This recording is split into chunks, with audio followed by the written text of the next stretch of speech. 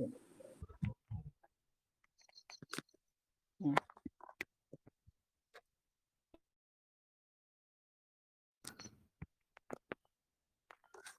तो हम देखेंगे वैचारिक पृष्ठभूमि। तो सबसे पहले ही एक शब्द मिलता है नवजागरण। तो नवजागरण का मतलब होता है कि नए तरीके से जागना। ना, नवजागरण का मतलब क्या है? नए तरीके से जागना जागना। जब हम नॉर्मली इतिहास पढ़ते हैं तो इतिहास में हमें नवजागरण शब्द नहीं मिलता, हमें इतिहास में क्या मिलता है? पुनर्जागरण मिलता है। लेकिन जब हम हिंदी साहित्य का इतिहास पढ़ेंगे तो हिंदी साहित्य में हमें पुनर्जागरण की जगह कौन सा शब्द मिलेगा? नवजागरण मिलेगा।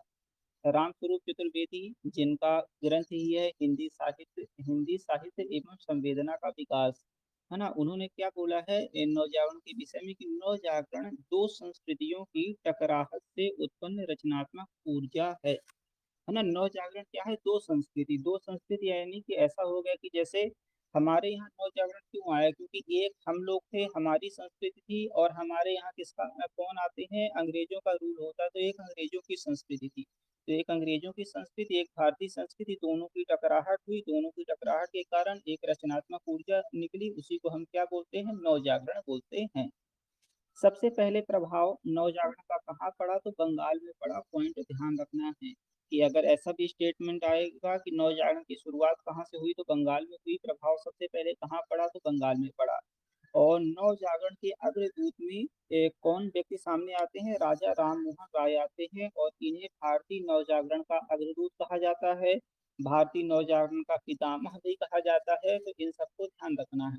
किसका? भारतीय नवजागरण का, है ना। हमें हिंदी साहित्य में मिलेगा कि हिंदी साहित्य में नवजागरण के रूप में किसे जाना जाता है, तब हम भारतेंदु को लगाते हैं। लेकिन यहाँ अगर भारतीय नवजागरण की बात किया जाए तो चाहे इतिहास के पॉइंट ऑफ व्यू से चाहे यहाँ, तो हम शुरुआती रूप में किसको ध्यान देंगे? राजा राम मोहन राय को।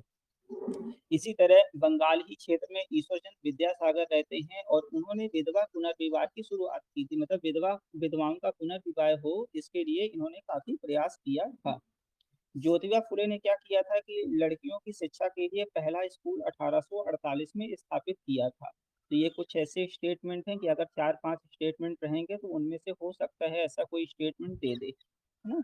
तो इन स्टेटमेंट को हमें रटे रहना। कि ऐसा दे सकता है कि ईश्वरचंद विद्यासागर ने विधवा पुनर्विवाह का समर्थन नहीं करते थे, ऐसा पूछा जा सकता है। नहीं करके तो हम वहाँ स्टेटमेंट को पकड़ लेंगे।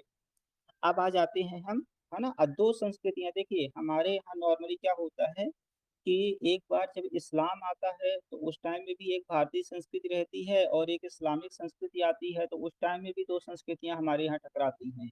फिर इसके बाद जो हमारा 19वीं शताब्दी का समय आता है तो उस टाइम में एक भारतीय संस्कृति रहती थी और एक कौन सी? अंग्रेजों वाली संस्कृति आती है, तो वहाँ भी टकराहट होती है। और जब जब भी दो संस्कृतियां टकराई हैं तो एक नए टाइप का कुछ ना कुछ जागरण हुआ है। अब देखते हैं हिंदी का नव जागरण। तो हिंदी का नव जागरण का पॉइंट आता है इसकी शुरुआत कब से माने? तो इसका प्रारंभ नॉर्मली हम जो 1857 का स्वतंत्रता संग्राम हुआ है तब से मान सकते हैं। रामविलास शर्मा क्या बोलते हैं? कि हिंदी नव जागरण में अंग्रेजी ज्ञान व पश्चिमी ज्ञान की उल्लेखनीय भूमिका नहीं है ना। नहीं शब्द को ध्यान रखेंगे। रामविलास शर्मा क्या बोलते हैं? कि जो हिंदी का नव जागरण हुआ है उसमें जो अंग्रेजी ज्ञान है या पश्चिमी ज्ञान है उसकी भूमिका नहीं के बराबर है, उसकी भूमिका नहीं है ना। इस पॉइंट को ध्यान रखेंगे। इस बहुजातीय राष्ट्र में, बहुजातीय राष्ट्र किसको बोला गया? भारत को बोला गया है। इस बहुजातीय राष्ट्र में एक जाति हिंदी भी है। इसके मजबूत हुए बिना बहुजातीय राष्ट्रीयता सुदृढ़ नहीं हो सकती। जैसे हमारा देश में पता है कि अनेकता में एकता है, बहुत ज्यादा विविधता है हमारे देश में, तो क्या बोलते हैं कि हमारा देश बहुजातीय राष्ट्र है और इसमें एक जाति क्या है? हिंदी भी है। हिंदी जाति का मतलब क्या है? कि जो भी हिंदी बोलने वाले लोग हैं उन्हें हिंदी जाति बोल दिया जाए, है ना। बांग्ला बोलने वालों को बांग्ला जाति बोल दिया जाए। तो एक जाति हिंदी है। इसके मजबूत हुए बिना, यानी कि जब तक हिंदी जाति मजबूत नहीं होगी तब तक क्या होगा? राष्ट्रीयता सुदृढ़ नहीं हो सकती। हमारे भारत में देखा जाए तो जो एक बड़ा तबका है, लगभग 40% से ज्यादा आबादी क्या बोलती है? हिंदी बोलती है, हिंदी जाति की है। तो अगर ये 40% आबादी क्या होगी? मजबूत होगी। तो ये पूरी हमारा जो राष्ट्र होगा, राष्ट्रीयता भी क्या होगी? मजबूत होगी। तो शब्द पकड़ना है जो हिंदी जाति है ना, या फिर जाति है, ये शब्द कौन देता है? रामविलास शर्मा ऐसे शब्दों का प्रयोग करते हैं। हिंदी का जाति विकास 13वीं-14वीं सदी में खुसरो की खालिस खड़ी बोली की रचनाओं से शुरू होता है। अब बताओ हिंदी की शुरुआत जो अपन नॉर्मली पढ़ते हैं कि खड़ी बोली हिंदी का पहला प्रयोक्ता किसे माना जाता है, अमीर खुसरो को। तो उसी बात का जिक्र करते हुए ये बोलते हैं कि हिंदी जाति का विकास यानी हिंदी भाषा का जो विकास है 13वीं-14वीं शताब्दी में जो अमीर खुसरो थे उनकी रचनाओं में, उनकी भाषा में हमें देखने को मिलता है। फिर रामविलास शर्मा ने ही ये दो शब्दों को देखना है, एक आता है लोक जागरण, एक आता है नवजागरण। नवजागरण हमने क्लास शुरू होते ही इसी शब्द से किया था कि नवजागरण क्या होता है, नए तरीके से जागना। और एक आता है लोक जागरण। तो अगर हम अपने हिंदी साहित्य में देखें तो लोक जागरण कब आता है, जब भक्ति आंदोलन की शुरुआत होती है, तो उसे हम किस रूप से जानते हैं, लोक जागरण के रूप में जानते हैं। तो भक्ति आंदोलन का काव्य क्या है, लोक जागरण का काव्य है। और नव जागरण, नव जागरण का काव्य कौन सा है, जो हमारा ये आधुनिक काव्य है जो 1857 की क्रांति से शुरू होता है, या फिर यूं कहें कि जो भारतेंदु युग से प्रारंभ होता है उसे हम क्या बोलते हैं, नव जागरण। अब देखो हमने नव जागरण क्यों बोला, इसके पीछे का तर्क यही छिपा हुआ है, क्योंकि इसके पहले लोक जागरण के रूप में हम लोग जगे हुए थे। जो हमारा पूरा भक्ति साहित्य है ना, भक्ति साहित्य है, उसे भी हमने जागरण बोला क्योंकि उस टाइम से ही हम जग चुके थे। हमारे अंदर जो भी देखो कवि थे, कवि धर्म के ऊपर भी टिप्पणी करते थे, है ना, वो धर्म बोलते थे कि अलग अलग धर्म नहीं होना चाहिए, है ना। कई ऐसे संत कवि थे जो किसके ऊपर, जाति प्रथा के ऊपर भी वो करते थे, है ना। तो इन सब जो समाज की कुरीतियां हैं तो कहीं ना कहीं भक्ति आंदोलन में, भक्ति साहित्य में भी हमें देखने को मिलती हैं। तो जाग हम गए थे 13वीं-14वीं शताब्दी का जो भक्ति आंदोलन आया था उसी टाइम से हम जाग गए थे। लेकिन ये जो 19वीं शताब्दी में है तो हम नए तरीके से जागे, इसीलिए इसे नव जागरण कहा गया। और जो भक्ति आंदोलन का जो काव्य था उसे हमने क्या बोला, लोक जागरण कहा। फिर रामविलास शर्मा, देखो रामविलास शर्मा नव जागरण के लिए बहुत कुछ ऐसा लिखते हैं। कहाँ कहाँ लिखते हैं, तो ये देखिए इनकी पुस्तकें हैं, महावीर प्रसाद द्विवेदी और हिंदी नव जागरण 1977 की, ये पुस्तक कई बार पूछी गई है।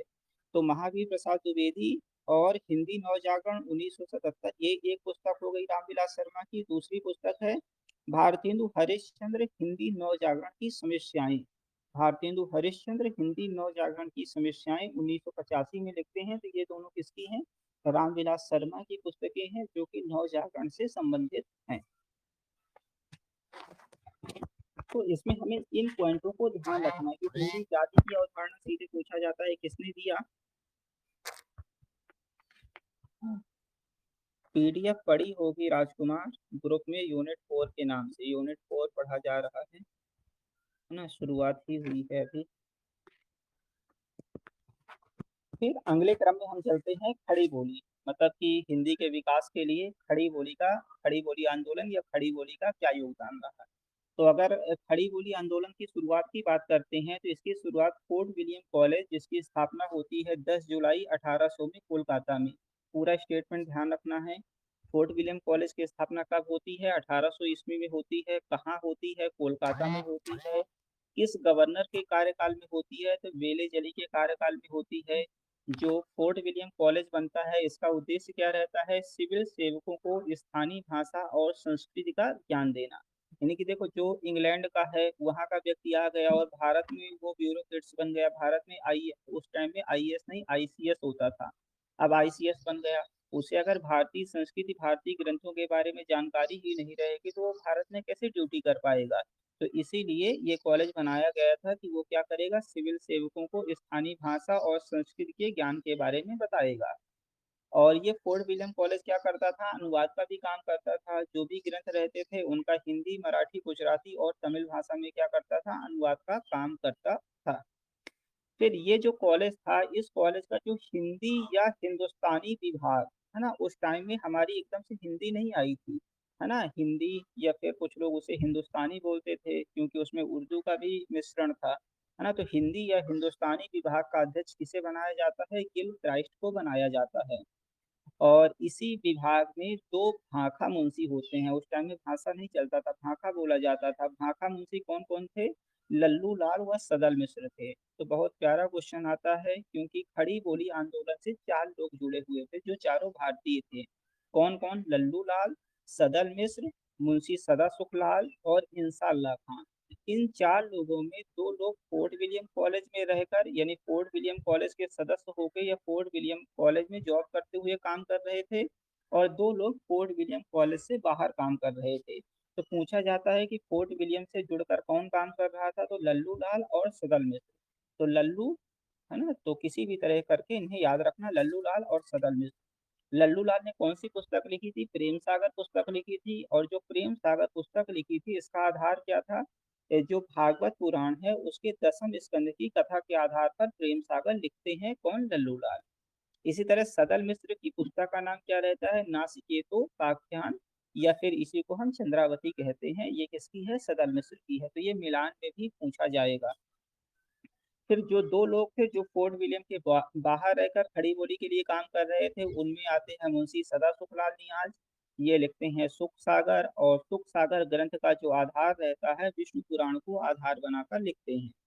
फिर इंसा अल्लाह खां रानी केतकी की कहानी, जिसे हम उदय भान चरित के नाम से जानते हैं, ये लिखते हैं कौन? इंसा अल्लाह खां। और इंसा अल्लाह खां की भाषा कैसी रहती है? चटकीली मटकीली मुहावरेदार रहती है। हाँ, तो ये भी प्रश्न पूछा जाता है। तो ये देखो, ये दोनों चारों रचनाकार हैं। तो एक प्रश्न ये भी बनेगा कि कौन फोर्ट विलियम से जुड़ा था, कौन नहीं जुड़ा था। फिर इनमें से किसी एक की रचना पर्टिकुलर प्रेम सागर लिख के पूछ देगा, वो सुख सागर लिख के ही पूछ देगा किसकी है, ये तो मिलान में दे देगा। एक तरफ ये चारों लोग, एक तरफ इनकी रचना। फिर उसी टाइम में अगर देखा जाए तो कुछ फोर्ट विलियम से बाहर भी या फोर्ट विलियम कॉलेज बनने के पहले भी खड़ी बोली के लिए कई इतिहासकारों ने बताया है कि ये पहली रचना है, कि ये कौन सी रचना है। तो जैसे गंग कवि की चंद छंद वर्णन की महिमा, ये किसकी है? गंग कवि की चंद छंद वर्णन की महिमा पूछी जाती है, 16वीं शताब्दी की है ना? 16वीं 17वीं शताब्दी की है, ये भी खड़ी बोली की है। राम प्रसाद निरंजनी का क्या है? भाषा योग वशिष्ठ है, कब लिखा जाता है? 1741 में है। और दौलत राम का पद्म पुराण वचनिका 1761 का है। ये सभी खड़ी बोली से संबंधित पुस्तकें हैं। तो इनके नाम ध्यान रखिएगा, मिलान में पूछा जा सकता है। हिंदी उर्दू विवाद को सांप्रदायिक रंग। अब देखिए, जब हम तो गुलाम थे, हमारी भाषा, देखो हम लोग बोलते तो अपनी अपनी हम बोली भी बोलते रहे होंगे, हिंदी भी बोलते रहे होंगे, लेकिन ऑफिशियल रूप से हमारी हिंदी कोई ऐसी भाषा नहीं थी, है ना? कि अगर जैसे अभी वर्तमान में देखा जाए तो हमारा जैसे मध्य प्रदेश राज्य है, तो मध्य प्रदेश की राजभाषा नॉर्मली हिंदी है ना? उत्तर प्रदेश की राजभाषा क्या है? हिंदी है ना? बिहार की भी राजभाषा हिंदी है। लेकिन उस टाइम में हम हिंदी को स्थापित कर रहे थे, तो हिंदी शुद्ध रूप में एकदम से हिंदी नहीं मिलती थी। हिंदी के साथ साथ हमारे यहाँ उर्दू बोलने वाले भी लोग थे। तो कुछ लोग इस फेवर में थे कि उर्दू को बनाया जाए, अगर देश की एक भाषा बनाए तो उर्दू को बनाओ। कुछ लोग चाहते थे कि हिंदी को बनाया जाए। तो उसी के क्रम में हिंदी उर्दू का जो विवाद चल रहा था उसको सांप्रदायिक रंग देने का काम कौन कर देता है? सर सैयद अहमद खां कर देते हैं। सर सैयद अहमद खां क्या करते हैं?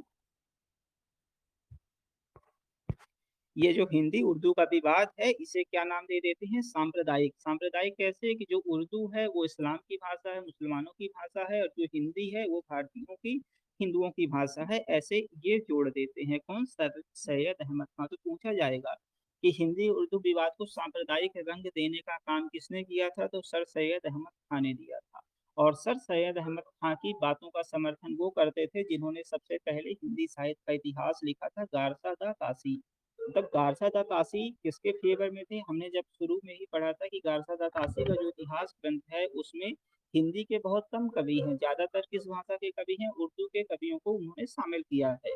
तो सर सैयद अहमद खां की बात का समर्थन करते हैं, और गारसा दा कासी भी किसके फेवर में रहते हैं? उर्दू के फेवर में रहते हैं।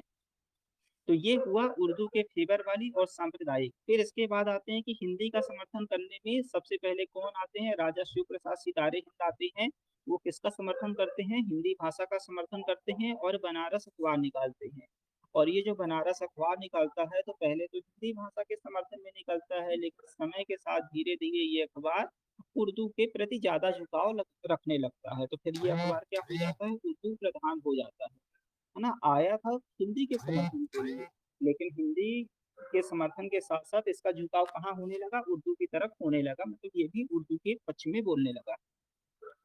फिर इसके बाद आते हैं ये जो बनारस अखबार है इसके विरोध में। बनारस अखबार के विरोध में कौन आता है? राजा लक्ष्मण सिंह आते हैं। क्यों आते हैं? क्योंकि जो बनारस अखबार था ये कैसा होने लगा? उर्दू प्रधान होने लगा, है ना। और हमें क्या चाहिए था? हमें तो हिंदी का समर्थन चाहिए था, लेकिन बनारस अखबार की भाषा क्या होने लगी? उर्दू प्रधान होने लगी।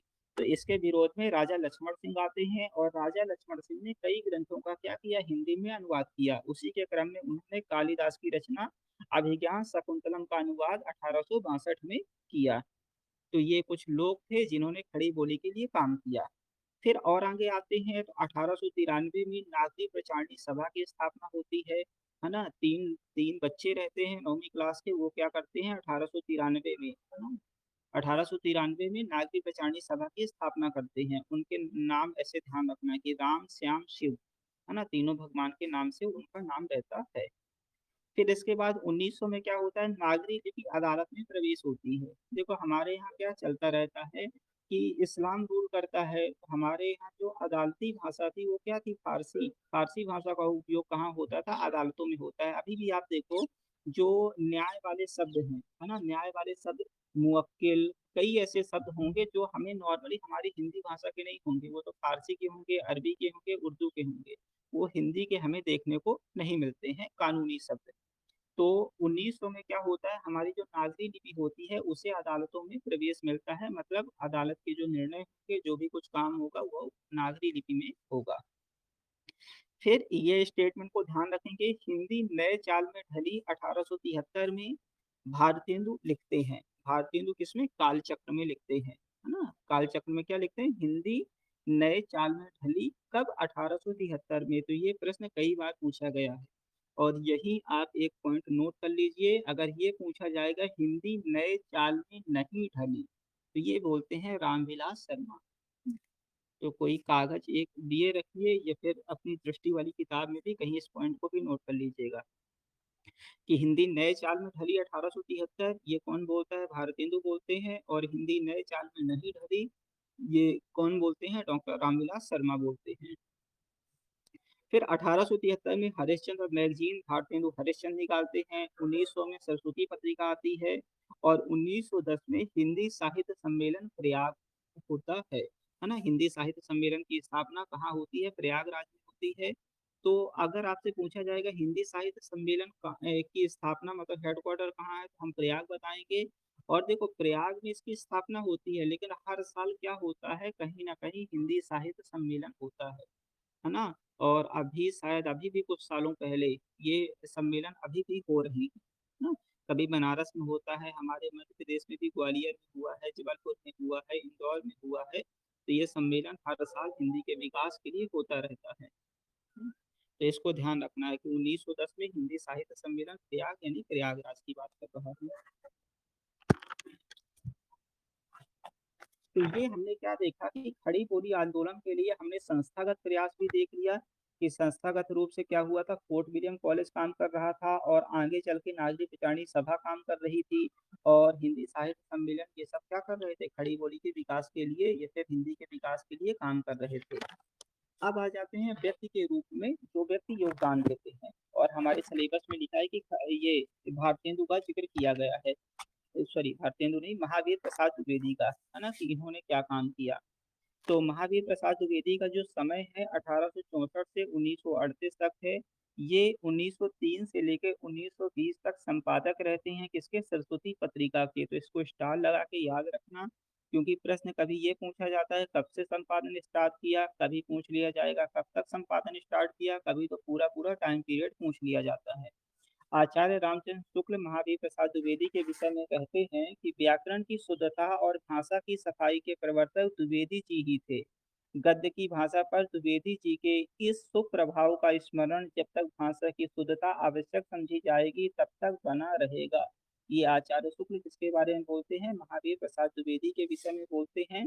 क्योंकि जो महावीर प्रसाद द्विवेदी थे इनका पूरा पूरा ध्यान भाषा की शुद्धता पर था। भाषा में ये ग्रामर का ध्यान देते थे, और भाषा में ये सोचते थे कि एक शुद्ध और अच्छी परिनिष्ठित भाषा का प्रयोग हो। ऐसे करके कोई भी किसी भी भाषा के ऐसे शब्द उल जुलूल शब्दों का प्रयोग ना करें, है ना। भाषा की एक मर्यादा होना चाहिए, साहित्य की भी एक मर्यादा होना चाहिए, है ना। आप कुछ कुछ ऐसे ध्यान सकते हो जैसे नहीं घर का कोई बड़ा बुजुर्ग व्यक्ति रहता है वो हर चीज में एक शिष्टता देखता है कि बात करने की एक शिष्टता होना चाहिए, है ना, पहनावे की एक शिष्टता होना चाहिए, कैसे खाना उठना बैठना चलना।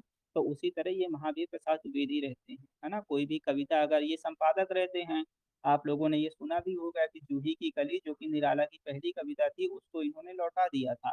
क्यों लौटा दिया था? क्योंकि बोला था कि ये जो कविता है ये इसके शब्द कुछ का कुछ बोल रहे हैं, मतलब ये थोड़ा-सा अश्लील है ये कविता, है ना? इसकी मर्यादात्मक ये कविता नहीं है, उस कारण से ये उसे लौटा देते हैं। तो चाहे भाषा की शुद्धता हो या कविता में जो विषय हो, इन सब पे किसकी पैनी नज़र रहती थी? महावीर प्रसाद द्विवेदी की। एकदम से ऐसा एज्यूम करो डंडा लेके खड़े ही रहते थे। हाँ, सही लिखो, समाज के पास जो चीज़ें जाएँ तो सही तरीके से जाएँ।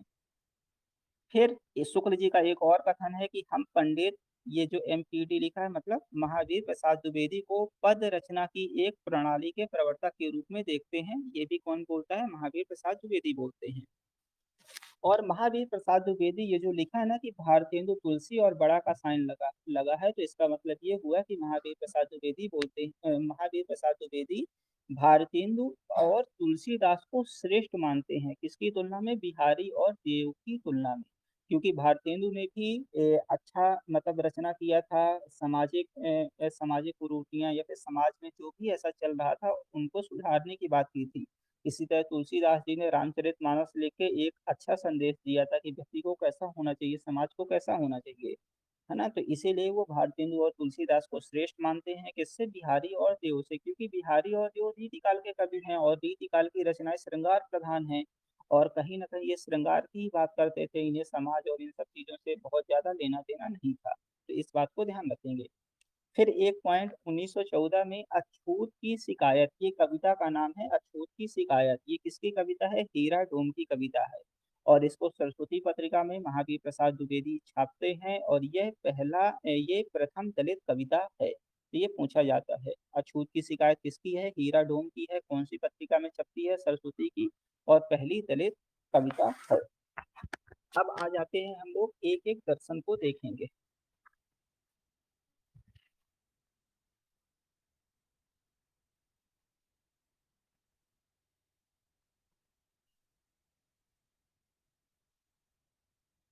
ठीक है?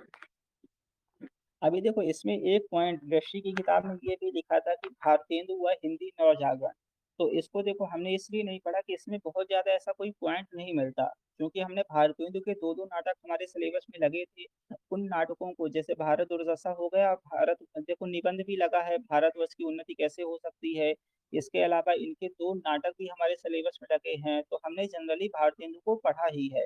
तो भारतेंदु को जो हम लोगों ने वहाँ पढ़ा है उसी से संबंधित अगर कोई प्रश्न बनना होगा तो बन जाएगा, और हमें वो प्रश्न समझ में भी नहीं आएगा। लेकिन हाँ, इस बात को ध्यान रखिएगा, अगर पूछा जाएगा कि हिंदी नव जागरण का या फिर हिंदी साहित्य में नव जागरण की शुरुआत किसके रूप में होती है या फिर किस युग से होती है, तो आप लोग बताओगे भारतेंदु युग से। और पुरस्कर्ता कौन है, शुरुआतकर्ता कौन है? तो उसमें हम लोग एक किसको नाम लेंगे? भारतेंदु हरिश्चंद्र का नाम लेंगे, है ना। नव जागरण के रूप में हिंदी साहित्य में नव जागरण की शुरुआत भारतेंदु युग और भारतेंदु हरिश्चंद्र से होती है। इस बात को ध्यान रखना है। अब आ जाते हैं गांधीवादी दर्शन के बारे में, जानते हैं क्या है गांधी जी क्या बोले हैं। तो सबसे पहले गांधी जी का व्यक्तिगत जीवन परिचय देख लीजिए। इनका जन्म होता है 2 अक्टूबर 1869 को, और मृत्यु हो जाती है 30 जनवरी 1948 को। गांधी जी को जो हम लोग महात्मा गांधी बोलते हैं, तो इनको जो महात्मा शब्द है, महात्मा से संबोधित कौन किया था? रविंद्रनाथ टैगोर ने, ना। रविंद्रनाथ टैगोर गांधी जी को क्या बोलते हैं? महात्मा। और फिर गांधी जी रविंद्रनाथ टैगोर को, आप लोगों ने एक नाम सुना होगा ना, उन्हें सब लोग बोलते हैं गुरुदेव गुरुदेव। तो ये महात्मा गांधी ही बोलते हैं रविंद्रनाथ टैगोर को गुरुदेव। और इसके साथ सुभाष चंद्र बोस महात्मा गांधी को क्या बोलते हैं? राष्ट्रपिता बोलते हैं। गांधी जी की पत्रिकाएं देख लीजिए। हरिजन पत्रिका 1935 की, इंडियन ओपिनियन 1903 की,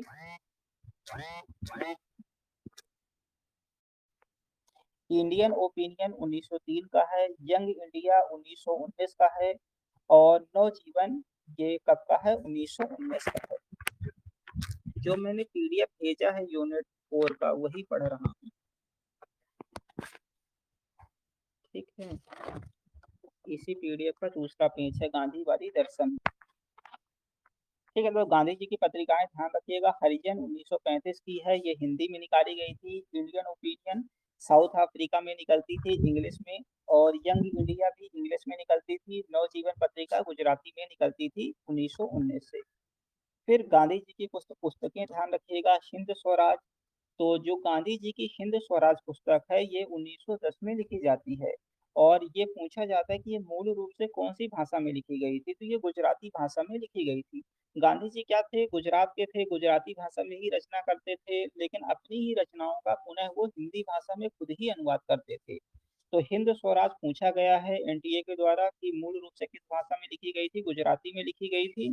और ये कब लिखते हैं, जब ये इंग्लैंड इंग्लैंड से जहाज से लौट रहे थे, तभी सफर के दौरान इन्होंने हिंद स्वराज की रचना की थी। और ये जो हिंद स्वराज पुस्तक है किसमें प्रकाशित हुई थी, उन्हीं का जो अखबार था इंडियन ओपिनियन, उसमें ये लोग ये क्या करते थे, प्रकाशित कराए थे। फिर दक्षिण अफ्रीका के सत्याग्रह का इतिहास 1928 में गांधी जी की पुस्तक है। सत्य के प्रयोग 1929 की। और गीत पदार्थ कोश, ये क्या है, गांधी जी की पुस्तकें हैं, तो इन सबको ध्यान रखेंगे। तो अभी हमने गांधी जी की पत्रिकाएं देख ली, गांधी जी की पुस्तकें देख ली। अब हम देखते हैं कि गांधी जी के कुछ सिद्धांत, है ना, गांधी जी क्या बोलते हैं। तो इन सिद्धांतों को देखो, ये पीडीएफ में नहीं लिखा है कि, तो मैं दृष्टि की बुक से ही बता रहा हूँ आपको, आप लोग ध्यान रखिएगा, है ना। तो देखो, गांधी जी का एक ये कथन ध्यान रखना है कि प्रकृति क्या करती है, सभी मनुष्यों की आवश्यकताओं को पूरा कर सकती है पर लालच को नहीं। गांधी जी क्या बोलते हैं कि जो संसाधन है ना, जो प्रकृति के जो संसाधन है, ये सभी मनुष्य की इच्छाओं को पूरा कर सकते हैं। अगर आपको कोई चीज की जरूरत है, इच्छा है, तो इच्छा पूरी कर देगी। लेकिन अगर आप बहुत ज्यादा लालची होगे, तो ये आपकी इच्छाओं को प्रकृति पूरा नहीं कर पाएगी, है ना। तो ये कथन हमें ध्यान रखना है। इसके साथ साथ दूसरा कथन, हमें दूसरा पॉइंट क्या ध्यान रखना है, चाहे इस पॉइंट को नोट कर लो, कि जो औद्योगिक प्रणाली है, यानी कि बहुत ज्यादा उद्योग विकसित हो, बहुत कंपनियां लगे, इंडस्ट्रियलाइजेशन हो, इस चीज का विरोध करते थे गांधी जी, है ना। औद्योगिकरण के क्या थे, विरोधी थे, है ना। इस पॉइंट को नोट कर लीजिए। औद्योगिकरण, औद्योगिक प्रणाली का क्या करते थे, विरोध करते थे। क्यों विरोध करते थे, क्योंकि गांधी जी का मानना है कि अगर औद्योगिक उद्योग, बड़े बड़े उद्योग बनेंगे, तो सारा काम किससे होगा, मशीनों से होगा। तो आप लोग ऐसा लिख सकते हो, औद्योगिकरण और मशीनीकरण का विरोध करते थे गांधी जी। क्यों करते थे, क्योंकि जो हमारे देश की आबादी है, जो मजदूर है, फिर मजदूरों का काम कौन करने लगेगा, मशीन करने लगेंगी, और मजदूर क्या हो जाएंगे, बेरोजगार हो जाएंगे। और औद्योगिकरण होने से क्या होगा, सत्ता का केंद्रीकरण हो जाएगा। तो एक पॉइंट नोट कर लीजिएगा, औद्योगिकरण और मशीनीकरण का विरोध करते थे गांधी जी। और किसका विरोध करते थे, सत्ता के केंद्रीकरण का भी विरोध करते थे। औद्योगिकरण, मशीनीकरण, सत्ता के केंद्रीकरण, इन तीनों का विरोध करते थे, इन तीनों का समर्थन नहीं करते थे।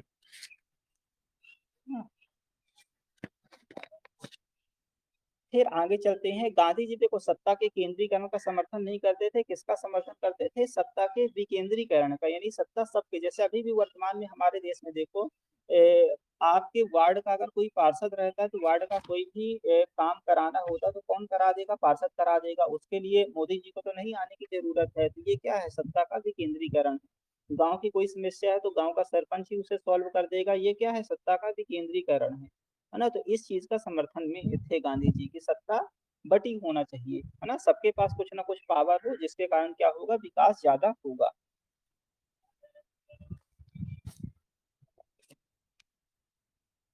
हम्म, तो समर्थन किसका करते थे, सत्ता के विकेंद्रीकरण का और स्थानीय स्वशासन का, इसका समर्थन करते थे गांधी जी।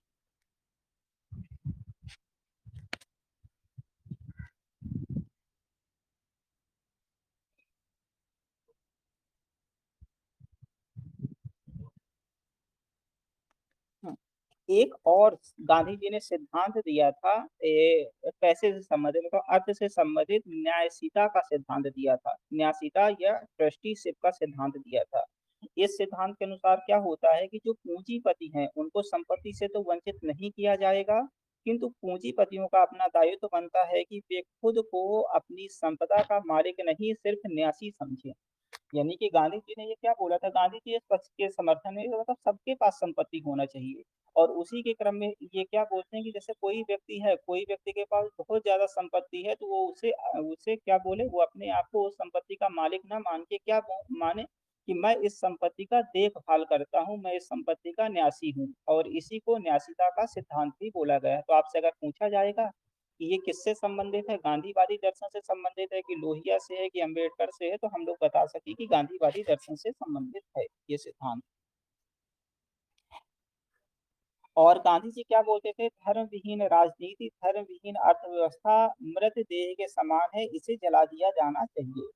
और ये पॉइंट ध्यान रखना है, गांधी जी वर्ण व्यवस्था के समर्थक थे, है ना। समाज में जो वर्ण व्यवस्था ही उसके समर्थक थे, लेकिन जो जाति व्यवस्था है उसके विरोधी थे ना। तो अब देखो, अब मैं सारे पॉइंटों को एक बार बोल देता हूँ कि गांधी जी किसका किसका समर्थन करते थे और किसका किसका विरोध करते थे, है ना। तो सबसे पहले विरोध देखिए, गांधी जी विरोध किसका करते थे। तो गांधी जी विरोध करते थे, सत्ता के केंद्रीकरण का विरोध करते थे, गांधी जी औद्योगिकरण का विरोध करते थे, और मशीनीकरण का विरोध करते थे, वर्ण व्यवस्था का विरोध करते थे, है ना। इन पॉइंटों का क्या करते थे, विरोध करते थे। समर्थन किसका करते थे, तो इसी का उल्टा समझो, केंद्रीकरण का विरोध करते थे तो विकेंद्रीकरण का समर्थन करते थे।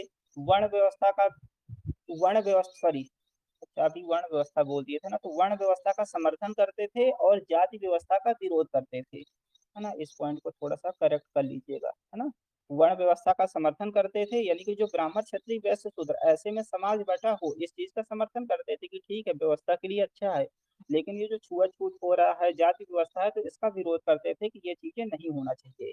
और सत्ता के विकेंद्रीकरण का समर्थन करते थे, स्थानीय स्वशासन का समर्थन करते थे, और एक न्यायशीलता का सिद्धांत दिया था। न्यायशीलता का सिद्धांत में जो पूंजीपति है वो संपत्ति का खुद को मालिक ना समझे, केवल क्या समझे कि एक ट्रस्टी समझे, एक न्यासी समझे अपने आप को। ये थे गांधी जी के सिद्धांत के बारे में।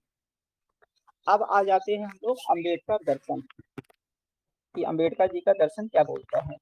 तो अम्बेडकर जी का जन्म होता है 14 अप्रैल 1891 में महू इंदौर में। अब ये महू का नाम अम्बेडकर नगर कर दिया गया है। मृत्यु होती है इनकी 6 दिसंबर 1956 को नई दिल्ली में। और इनकी जो समाधि है ना, तो इनकी जो समाधि कहाँ है, चैत्य भूमि मुंबई में है ना। तो इनकी इस समाधि को किस नाम से जाना जाता है, चैत्य भूमि को, जो कि कहाँ है, मुंबई में। और अंबेडकर जी के द्वारा बनाए गए जो संगठन थे, तो बहिष्कृत हितकर्णी सभा थी और समता सैनिक दल, ये दोनों अंबेडकर जी के संगठन थे।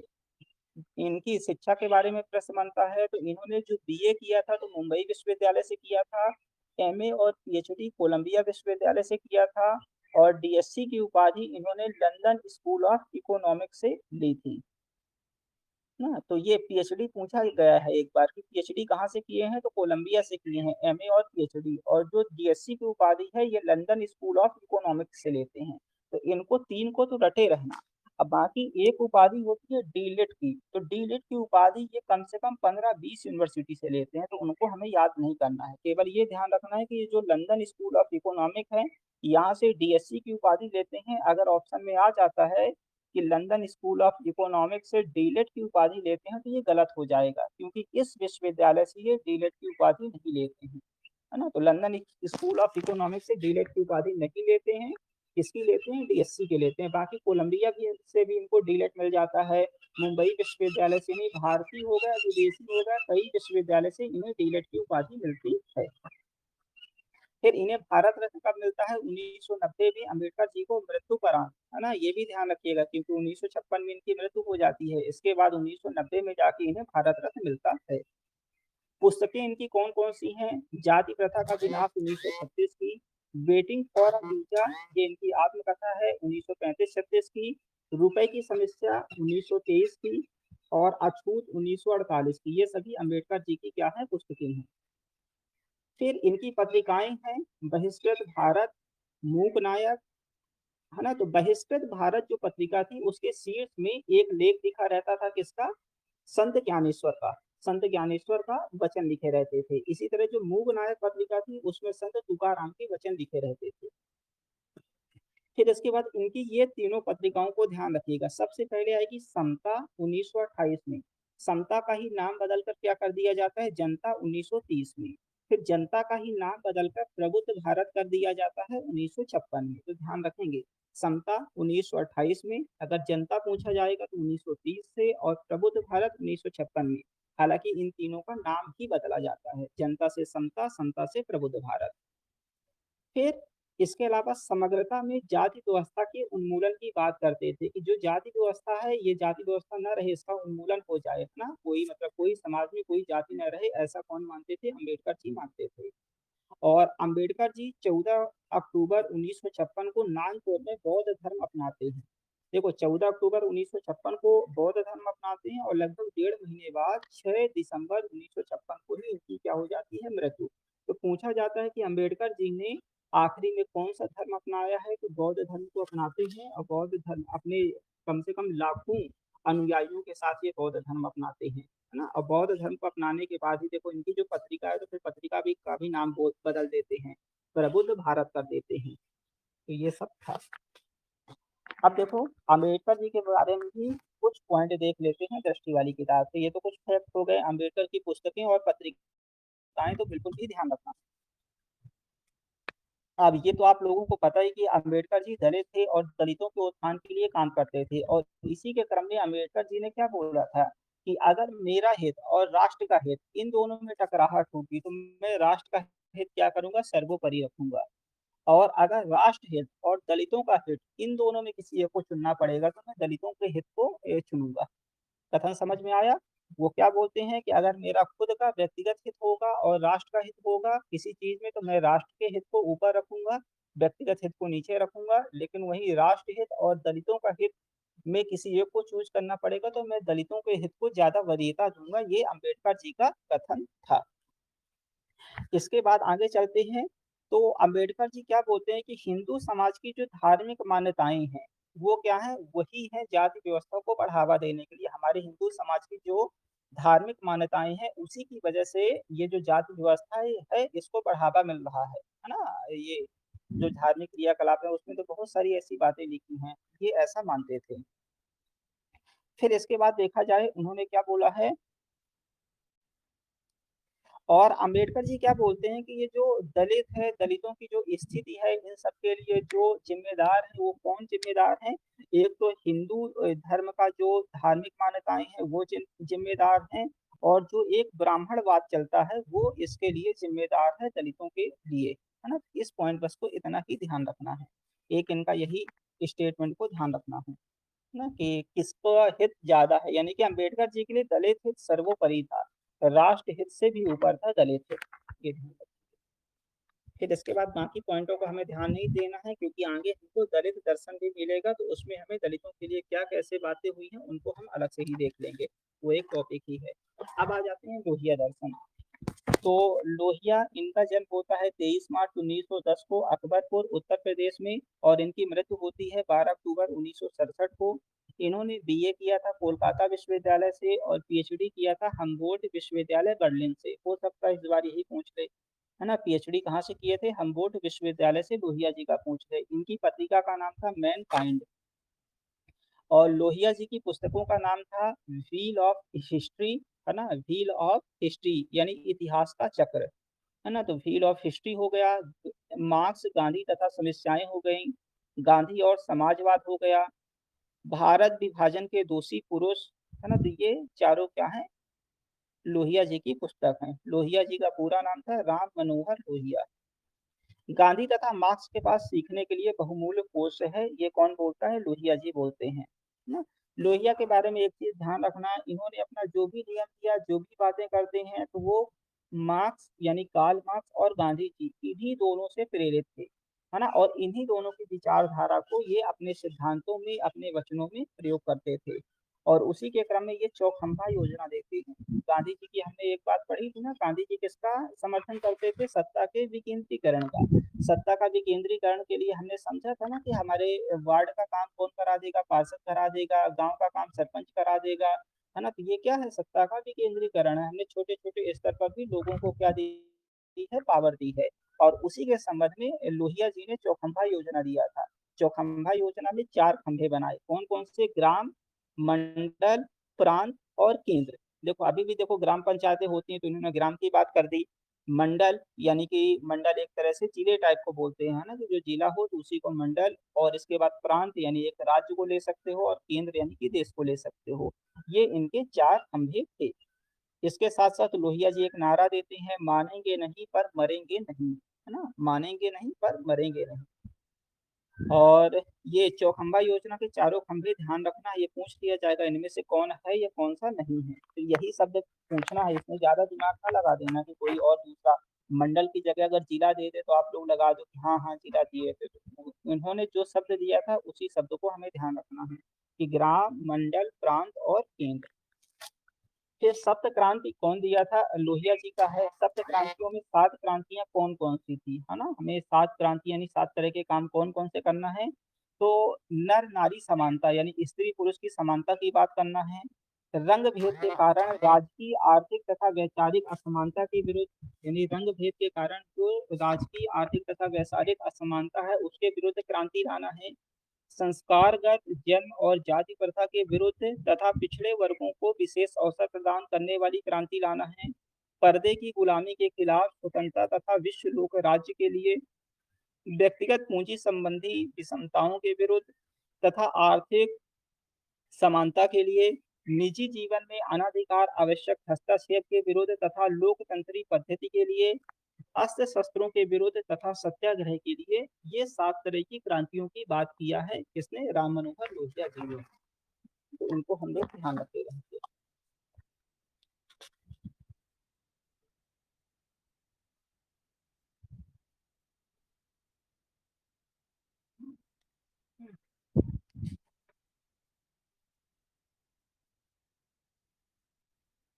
हम्म, अब देखिए अभी हमने शुरू में बताया था ना कि जो लोहिया जी थे तो ये गांधी को भी मानते थे, मार्क्सवाद को भी मानते थे, यानी कि कार्ल मार्क्स को भी मानते थे, और उसी के क्रम में ध्यान रखना है ये मार्क्स की 2 बातों में से एक को अपनाते हैं, एक को नहीं अपनाते हैं। अभी हम मार्क्सवाद पढ़ेंगे तो उन दोनों बातों को भी ध्यान रखेंगे, लेकिन लोहिया के संदर्भ में यह ध्यान रखिएगा, जो मार्क्सवाद है इसका जो मूल सिद्धांत था ये था द्वंदात्मक भौतिकवाद था।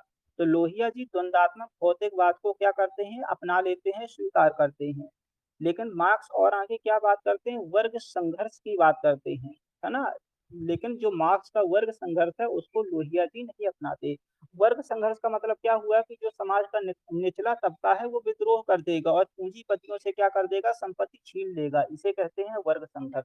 यानी एक तरह से क्रांति की बात करते हैं, युद्ध की बात करते हैं, हिंसा की बात करते हैं। यहाँ क्या आ जाएगी? जब हम किसी से कोई भी चीज छीनेंगे यानी कि हिंसा हो रही है, क्योंकि लोहिया जी गांधी जी को भी मानने वाले थे और गांधी जी अहिंसा के पुजारी थे, है ना, अहिंसा को मानते थे, बोलते थे हिंसा किसी भी कीमत पे नहीं करनी है। इसीलिए लोहिया ने क्या किया? एक चीज गांधी की ले ली, गांधी जी का क्या ले लिया? अहिंसा ले लिया, यानी वर्ग संघर्ष नहीं करना है, वर्ग संघर्ष को नहीं अपनाना है, और द्वंदात्मक भौतिकवाद मार्क्स का ले लिया। तो इस बात को बस ध्यान रखना है। बाकी इनका ऐसा कोई ज्यादा ऐसा सिद्धांत नहीं है जिसको मतलब बहुत ज्यादा ऐसा पढ़ने की जरूरत है। फिर आ जाते हैं हम मार्क्सवाद को, है ना। यहाँ से पॉइंटों को ध्यान रखिएगा। आप लोगों ने मार्क्सवादी वो भी पढ़े होंगे कि मार्क्सवादी उपन्यासकार हो गया, मार्क्सवादी कहानीकार हो गया, है ना, मार्क्सवादी आलोचक पढ़े होंगे, है ना। तो अब देख लीजिए मार्क्सवाद होता क्या है। तो मार्क्सवाद का जो प्रतिपादक है कार्ल मार्क्स तथा फ्रेडरिक एंजल्स को माना जाता है ना, किसको? कार्ल मार्क्स को और फ्रेडरिक एंजल्स को माना जाता है। जो सोवियत रूस है यानी कि जो वर्तमान का रूस है वो पहले क्या था? यूएसएसआर था। तो यूएसएसआर यानी सोवियत में जो मार्क्सवाद का प्रवर्तक कौन था? मार्क्सवाद को मानने वाला या मार्क्सवाद की शुरुआत करने वाला लेनिन था। और चीन में कौन था? चीन में माओ था, या फिर इसका पूरा नाम माओ से तुंग था ना। तो नॉर्मली मार्क्सवाद का जो प्रवर्तक कौन है? कार्ल मार्क्स हैं। सोवियत रूस में लेनिन थे और चीन में माओ से तुंग थे। इसके अलावा कुछ नाम है जो मार्क्सवाद को मानने वाले थे। लुकाच हैं, ग्रामसी हैं, कॉर्डवेल हैं, जॉर्ज थॉमसन है, अर्नेस्ट फिशर हैं, ब्रिरल हैं, और बेंजामिन हैं, और ब्लॉक हैं। तो इसमें ग्रामसी और कॉर्डवेल को तो स्पेशली ध्यान रखिएगा, है ना। ग्रामसी को ध्यान रखना है, कॉर्डवेल को ध्यान रखना है, माओ से तुंग को ध्यान रखना है, लेनिन को, कार्ल मार्क्स को और फ्रेडरिक एंजल्स को, इन लोगों को ध्यान रखना है। अगर भारत में बात किया जाए तो भारत में एम.एन. रॉय और भगत सिंह ये मार्क्सवाद को मानने वाले थे। हालाँकि बाद में भी बहुत सारे लोग हम लोग अपने कहानीकार, उपन्यासकार, कविता में भी मानते हैं कि ये लोग मार्क्सवाद को मानने वाले हैं। लेकिन ये शुरुआती लोग थे। जब मार्क्सवाद की शुरुआत हुई थी तो उस टाइम में भारत में मानने वाला शुरुआती मानने वाला कौन था? उसमें एम.एन. रॉय और भगत सिंह का नाम आता है। जो मार्क्सवाद का सिद्धांत है वो द्वंदात्मक भौतिकवाद का सिद्धांत है और ऐतिहासिक भौतिकवाद का। कई बार ऐसा प्रश्न पूछा जाएगा कि मार्क्सवाद का मूल आधार क्या है? हम लोग लगाएंगे द्वंदात्मक भौतिकवाद, या फिर पूछेगा द्वंदात्मक भौतिकवाद किसका सिद्धांत है? तो मार्क्सवाद का सिद्धांत है। मार्क्सवाद का है ना? तो ऐसे करके द्वंदात्मक भौतिकवाद शब्द को हमें मार्क्सवाद से ही रिलेट कराना है, मार्क्स से ही रिलेट कराना है। द्वंदात्मक भौतिकवाद क्या होता है? प्रकृति और जगत के नियमों की व्याख्या होती है। द्वंदात्मक भौतिकवाद में क्या होता है? प्रकृति और जगत के नियमों की व्याख्या होती है। कुछ इस कदर व्याख्या होती है ना? थोड़ा-सा ऐसे शब्दों को समझिएगा। प्रकृति और जगत यानी कि देखो हमारी जो प्रकृति है इसमें जो भी संसाधन है, जैसे एक पेड़ है, अब वो पेड़ जहाँ लगा है तो उस पेड़ से सभी लोगों को बराबर का अधिकार है कि सभी लोग क्या करें, उससे बराबर ऑक्सीजन लें, है ना? इसी तरह समाज के जो भी संसाधन है उसका सभी व्यक्ति क्या करें, बराबरी से उपयोग करें। लेकिन ऐसा नहीं होता है। जिस व्यक्ति के पास संपत्ति होती है, जिस व्यक्ति के पास पूँजी होती है, वो क्या करता है, चीज़ों का ज़्यादा उपयोग करता है ना? देखो जैसे कुछ लोगों के घर में चूँकि एसी लगा है, इसीलिए कुछ लोगों के घर में क्या है कि उनको बाकी लोगों को क्या लग रही है, गर्मी लग रही है। क्योंकि एक व्यक्ति इसी प्रकृति से क्या ले रहा है, ठंडक ले रहा है, कुछ ज़्यादा ठंडक ले रहा है। क्योंकि प्रकृति के पास चीज़ें तो बराबर ही हैं, प्रकृति के पास ₹100 हैं, है ना? जैसे हम ऐसा समझें कि पूरी हमारी प्रकृति के पास कितना रुपए है, ₹100 है। अगर कि और कितने लोग हैं, 100 लोग हैं, है ना? ₹100 हैं, 100 लोग हैं, यानी सबको 1-1 रुपया मिलना चाहिए। लेकिन वहीं किसी के पास अगर ₹5 हो गए तो किसी का पैसा तो कम होगा, यानी किसी का पैसा किसी और के पास आ गया। ये है मार्क्स का द्वंदात्मक भौतिकवाद, है ना? तो इसी चीज़ को लेके मार्क्स आते हैं कि अगर कोई व्यक्ति, मार्क्स क्या बोलते हैं कि अगर कोई व्यक्ति गरीब है, तो वो गरीब इसलिए नहीं है कि वो कुछ नहीं कर रहा। वो गरीब इसलिए भी है क्योंकि कुछ लोग अमीर हैं। अमीरों ने क्या किया है, गरीबों को शोषण किया है, गरीबों के संसाधन छीन लिए हैं, इस कारण गरीब गरीब हो गया। है ना? ये मार्क्सवादी व्याख्या है। और मार्क्सवाद फिर ये भी बोलते हैं कि एक दिन ऐसा आएगा जब विश्व के सारे मज़दूर, सारे गरीब एक साथ हो जाएँगे और इन पूँजीपतियों के विरुद्ध क्या करेंगे, संघर्ष छेड़ देंगे और इन पूँजीपतियों से अपना अधिकार छीन लेंगे, अपनी संपत्ति क्या कर लेंगे, ले लेंगे। और उसी को ये क्या बोलते हैं, क्रांति बोलते हैं। तो उस दिन क्या आ जाएगी, क्रांति आ जाएगी। क्रांति होगा, वर्ग संघर्ष होगा, है ना? हिंसा होगी, इसकी बात कौन करता है? मार्क्स करते हैं। है ना? तो इन बातों को ध्यान रखिएगा। और ऐतिहासिक भौतिकवाद क्या होता है? मनुष्य के संपूर्ण इतिहास मनुष्य के संपूर्ण इतिहास की व्याख्या होती है ऐतिहासिक भौतिकवाद के अंतर्गत। फिर ये ध्यान रखेंगे, वाद, प्रतिवाद और संवाद की त्रिस्तरीय प्रक्रिया के माध्यम से सारा विकास होता है। देखो मार्क्सवाद क्या बोलता है कि वाद, प्रतिवाद और संवाद, है ना? किसी भी चीज़ में वाद होता है, प्रतिवाद हो रहा है और संवाद होता है। ये जो 3 स्तरीय प्रक्रिया है, इसी के माध्यम से किसी भी चीज़ का विकास होता है। और इस विकास के द्वंद्व या संघर्ष ज़रूरी है। और ये जो विकास है इसके लिए क्या ज़रूरी? द्वंद्व। द्वंद्व का मतलब आपको समझ में आ रहा हो, जाऊँ, ना जाऊँ, जाऊँ, ना जाऊँ, खाऊँ, ना खाऊँ, पढ़ूँ, ना पढ़ूँ, रील्स देखूँ, ना देखूँ, ये क्या है? द्वंद्व, है ना? कि 2 चीज़ों के बीच में हम लोग बीच में फँसे हुए हैं, है ना? कि एक काम करता हूँ 5 मिनट देख लेता हूँ और 5 मिनट और रील्स देख लेता हूँ, तो ये हमारे दिमाग का ही द्वंद्व है। तो इसी तरह यहाँ भी द्वंद्व चलता है ना? कि जो वाद, प्रतिवाद और संवाद की तीसरी प्रक्रिया के माध्यम से जो विकास होता है, इस विकास में क्या ज़रूरी है? द्वंद्व या संघर्ष ज़रूरी है। और ये द्वंद्व या संघर्ष ज़रूरी है, इसी को मार्क्सवाद ने क्या बोला है? निषेध के निषेध का नियम। तो हमसे अगर ये पूछा जाएगा, जैसे गांधी जी के बारे में न्यासीता का सिद्धांत था, तो पूछा जाएगा न्यासीता का सिद्धांत किससे संबंधित है? तो हम बोलेंगे गांधी जी से संबंधित है, ये गांधीवादी दर्शन से संबंधित है। और निषेध का नियम किससे संबंधित है? तो ये मार्क्सवाद से संबंधित है, कार्ल मार्क्स से संबंधित है। फिर सभी समस्याओं का मार्क्सवाद क्या बोलता है? सभी समस्याओं की जड़ क्या है? निजी संपत्ति है। बोलता है कि ना, जो भी समाज में अगर कोई समस्या है उसका जो मूल कारण है निजी संपत्ति है। व्यक्ति की कोई निजी संपत्ति नहीं होनी चाहिए। ये ऐसा मार्क्सवाद बोलते हैं। फिर एक आता है सिद्धांत थ्योरी ऑफ सरप्लस वैल्यू, है ना? और ये पूंजीपतियों की आय जिसे वह लाभ कहता है। मार्क्सवाद क्या बोलता है थ्योरी ऑफ सरप्लस में कि ये जो पूंजीपतियों की आय जिसे वो लाभ कहता है, यानी कि कोई दुकानदार है जो बोलता है ना कि मुझे इतना लाभ हुआ। तो ये लाभ नहीं है, ये क्या है? इसे अधिशेष मूल्य है या फिर चोरी की आय है। वो उसका लाभ नहीं है, वो क्या है? चोरी की आय है। क्योंकि देखो उसको अगर फायदा हुआ है तो कहीं न कहीं किसी को नुकसान हो रहा है, क्योंकि समाज में तो वही ₹100 है। अगर किसी व्यक्ति के पास ज़्यादा पैसा आ रहा है तो किसी का पैसा इसके पास ही आया होगा, यानी कि उसका पैसा इसने चोरी कर लिया। तो थ्योरी ऑफ सरप्लस का सिद्धांत भी किससे संबंधित है? मार्क्सवाद से संबंधित है। मार्क्स क्या बोलते हैं? जिसे तुम लाभ की आय कहते हो, वो लाभ की आय नहीं है, वो अधिशेष मूल्य है, वो क्या है? चोरी की आय है। फिर इसके बाद यहाँ हमने सीधे-सीधे ही पॉइंट लिख लिया है, यहाँ हमें दृष्टि में अगर हम ना भी देखें तो कोई दिक्कत नहीं है। मार्क्स क्या है? राज्य का विरोध करता है, जैसे है ना भारत को एक राज्य मानिए, तो भा ये कोई राज्य नहीं हो, इसका विरोध करता है कौन? मार्क्सवाद करता है। मार्क्स धर्म को अफ़ीम के समान समझता है कि ये जो धर्म है ना हिंदू, मुस्लिम, सिख, ईसाई, ये क्या है? समाज में अफ़ीम के समान है। और मार्क्स क्या करता है? राष्ट्रवाद का विरोध करता है ना? ये जो हम बोलते हैं ना कि हमारा राष्ट्र के लिए ये कर देंगे, वो कर देंगे ऐसा, तो ये राष्ट्रवाद का भी विरोध करता है। अब देखिए, जब पहले ही पॉइंट में ये राज्य का विरोध कर दिया, यानी कि कोई राज्य ही नहीं है, अब बताओ पूरी दुनिया, पूरा एक परिवार है, वसुधैव कुटुंबकम है, तो क्या कोई राष्ट्रवाद आएगा? नहीं आएगा। अभी वर्तमान में राष्ट्रवाद क्यों हावी है? क्योंकि पूरी दुनिया है, ये कई परिवारों में बटी हुई है, जैसे हमारा भारत एक परिवार है। अब हमें भारतीयता तो दिखाना पड़ेगा, भारत के प्रति प्रेम और निष्ठा तो दिखाना ही पड़ेगा, है ना? तो ये क्या है? राष्ट्रवाद है। तो अगर राज्य रहेगा तो राष्ट्रवाद कहीं न कहीं आ ही जाएगा। लेकिन अगर राज्य ही नहीं रहेगा, जैसे हम हैं वैसे अमेरिका, सब बराबर होते हैं, तो कोई राज्य हम बोलते ही नहीं कि वो अमेरिकी देश ने ऐसा कर दिया, ईरान ने ऐसा कर दिया, ये सब कुछ नहीं होता, क्योंकि सब एक परिवार होते हैं, है ना? तो राज्य का विरोध करता है, राष्ट्रवाद का भी विरोध करता है। क्यों राष्ट्रवाद का विरोध करता है? बोलता है राष्ट्रवाद क्या है? पूंजीपतियों का हथियार है ना? राष्ट्रवाद क्या है? पूंजीपतियों का हथियार है। ये ऐसा कौन मानता है? मार्क्सवाद। और मार्क्सवाद पूंजीवाद का भी विरोध करता है ना? कि पूंजीवाद का विरोध करता है, निजी संपत्ति का विरोध करता है, निजी संपत्ति को तो सभी समस्याओं की जड़ भी मानता है।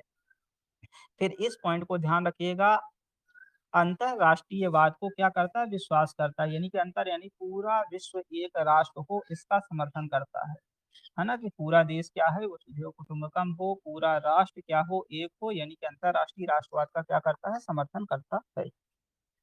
ये सारे पॉइंटों को ध्यान रखिएगा, किसका विरोध करता है, किसका समर्थन करता है, यहीं से स्टेटमेंट बनेगा। फिर मार्क्सवाद की अवस्थाएं हैं। मार्क्सवाद के बारे में हमने जाना ना कि मार्क्सवाद क्या बोलता है? कुछ लोग अमीर हो रहे हैं, इसी कारण से कुछ लोग गरीब हैं, पूंजीपति बन रहे हैं। फिर इसके बाद मार्क्स क्या बोलते हैं? आगे चल के वर्ग संघर्ष होगा, सारे मजदूर एक साथ होंगे, क्रांति कर लेंगे, अमीरों से अपना पैसा छीन लेंगे। अब देखो ये एक प्रक्रिया लग रही है ना कि पहले किसी व्यक्ति का शोषण हो रहा है ना? फिर हमें पता चलता है कि शोषण ये व्यक्ति करता है, फिर जिनका शोषण हो रहा है वो सारे एक साथ होंगे, फिर वो लोग क्या करेंगे? क्रांति करेंगे, क्रांति करके पूंजीपतियों से पैसा छीन लेंगे। जब पूंजीपतियों से पैसा छीन लेंगे तो सब जो गरीब हैं वो भी अमीर हो जाएँगे, यानी सब लोग क्या हो जाएँगे? बराबर हो जाएँगे। तो ये एक प्रक्रिया है, ये प्रोसेस के जो अवस्थाएँ हैं उन्हीं अवस्थाओं को देखेंगे। पहली अवस्था क्या है? आदिम साम्यवाद। स्टेट में पूछा जाता है साम्यवाद की पहली अवस्था क्या है? तो वो आदिम साम्यवाद है। फिर आगे क्या है? दास व्यवस्था है। फिर सामंतवाद है, फिर पूंजीवाद है, फिर क्या है? समाजवाद है, फिर क्या है? साम्यवाद है। तो ध्यान रखिएगा, आदिम साम्यवाद देगा तो समाज वो मार्क्सवाद की ये पहली अवस्था है, अगर साम्यवाद देगा तो ये मार्क्सवाद की अंतिम अवस्था है। जिस दिन हमारे देश में साम्यवाद आ जाएगा तो उस दिन ना कोई अमीर रहेगा, ना कोई गरीब रहेगा, ना कोई छोटा रहेगा, ना कोई बड़ा रहेगा। सब क्या रहेंगे? बराबर रहेंगे। सब बराबर, जो आप खाओगे वही हम खाएँगे, सब बराबर। है ना? कोई ऊँच-नीच नहीं, कोई ना धर्म, किसी भी तरीके से कोई ऊँच-नीच नहीं होगा, है ना? किसी भी चीज़ को लेके कोई लड़ाई नहीं होगी, क्योंकि सब बराबर हैं, है ना? तो ये क्या है? साम्यवाद है ना? तो ऐसा मार्क्सवादी सोचते हैं, है ना? इन सब बातों को ध्यान रखिएगा, मार्क्सवाद की अवस्थाएँ तो ध्यान रखिएगा, नेट में प्रश्न पूछा जा चुका है। फिर आ जाते हैं मनोविश्लेषणवाद।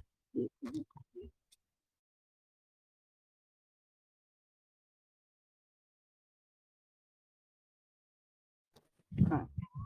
अब देखिए मनोविश्लेषणवाद क्या है? देखिए मन का विश्लेषण, है ना? मन लगा है ना इसमें कि हमारे दिमाग के अंदर, सबके दिमाग के अंदर कुछ ना कुछ चलता होगा, है ना? कभी कुछ खाने के लिए, कभी कुछ पढ़ने के लिए, कभी लगता होगा किसी के ऊपर गुस्सा कि इसका मुँह तोड़ दें, है ना? तो ये सब क्या है? मन में ही चलता रहता है ना? तो इसी जो मन के अंदर क्या-क्या चलता है उन्हीं को लेकर कुछ लोग थे, उन्होंने क्या कुछ नियम सिद्धांत दे दिए, है ना? तो सबसे पहले आते हैं कौन? सिगमंड फ्राइड आते हैं। सिगमंड फ्राइड को मनोविश्लेषणवाद का प्रवर्तक माना जाता है ना? इन्होंने ही सबसे पहले मन का विश्लेषण किया और कुछ नियम दिए, कुछ सिद्धांत दिए कि ऐसा-ऐसा चीज़ें होती हैं।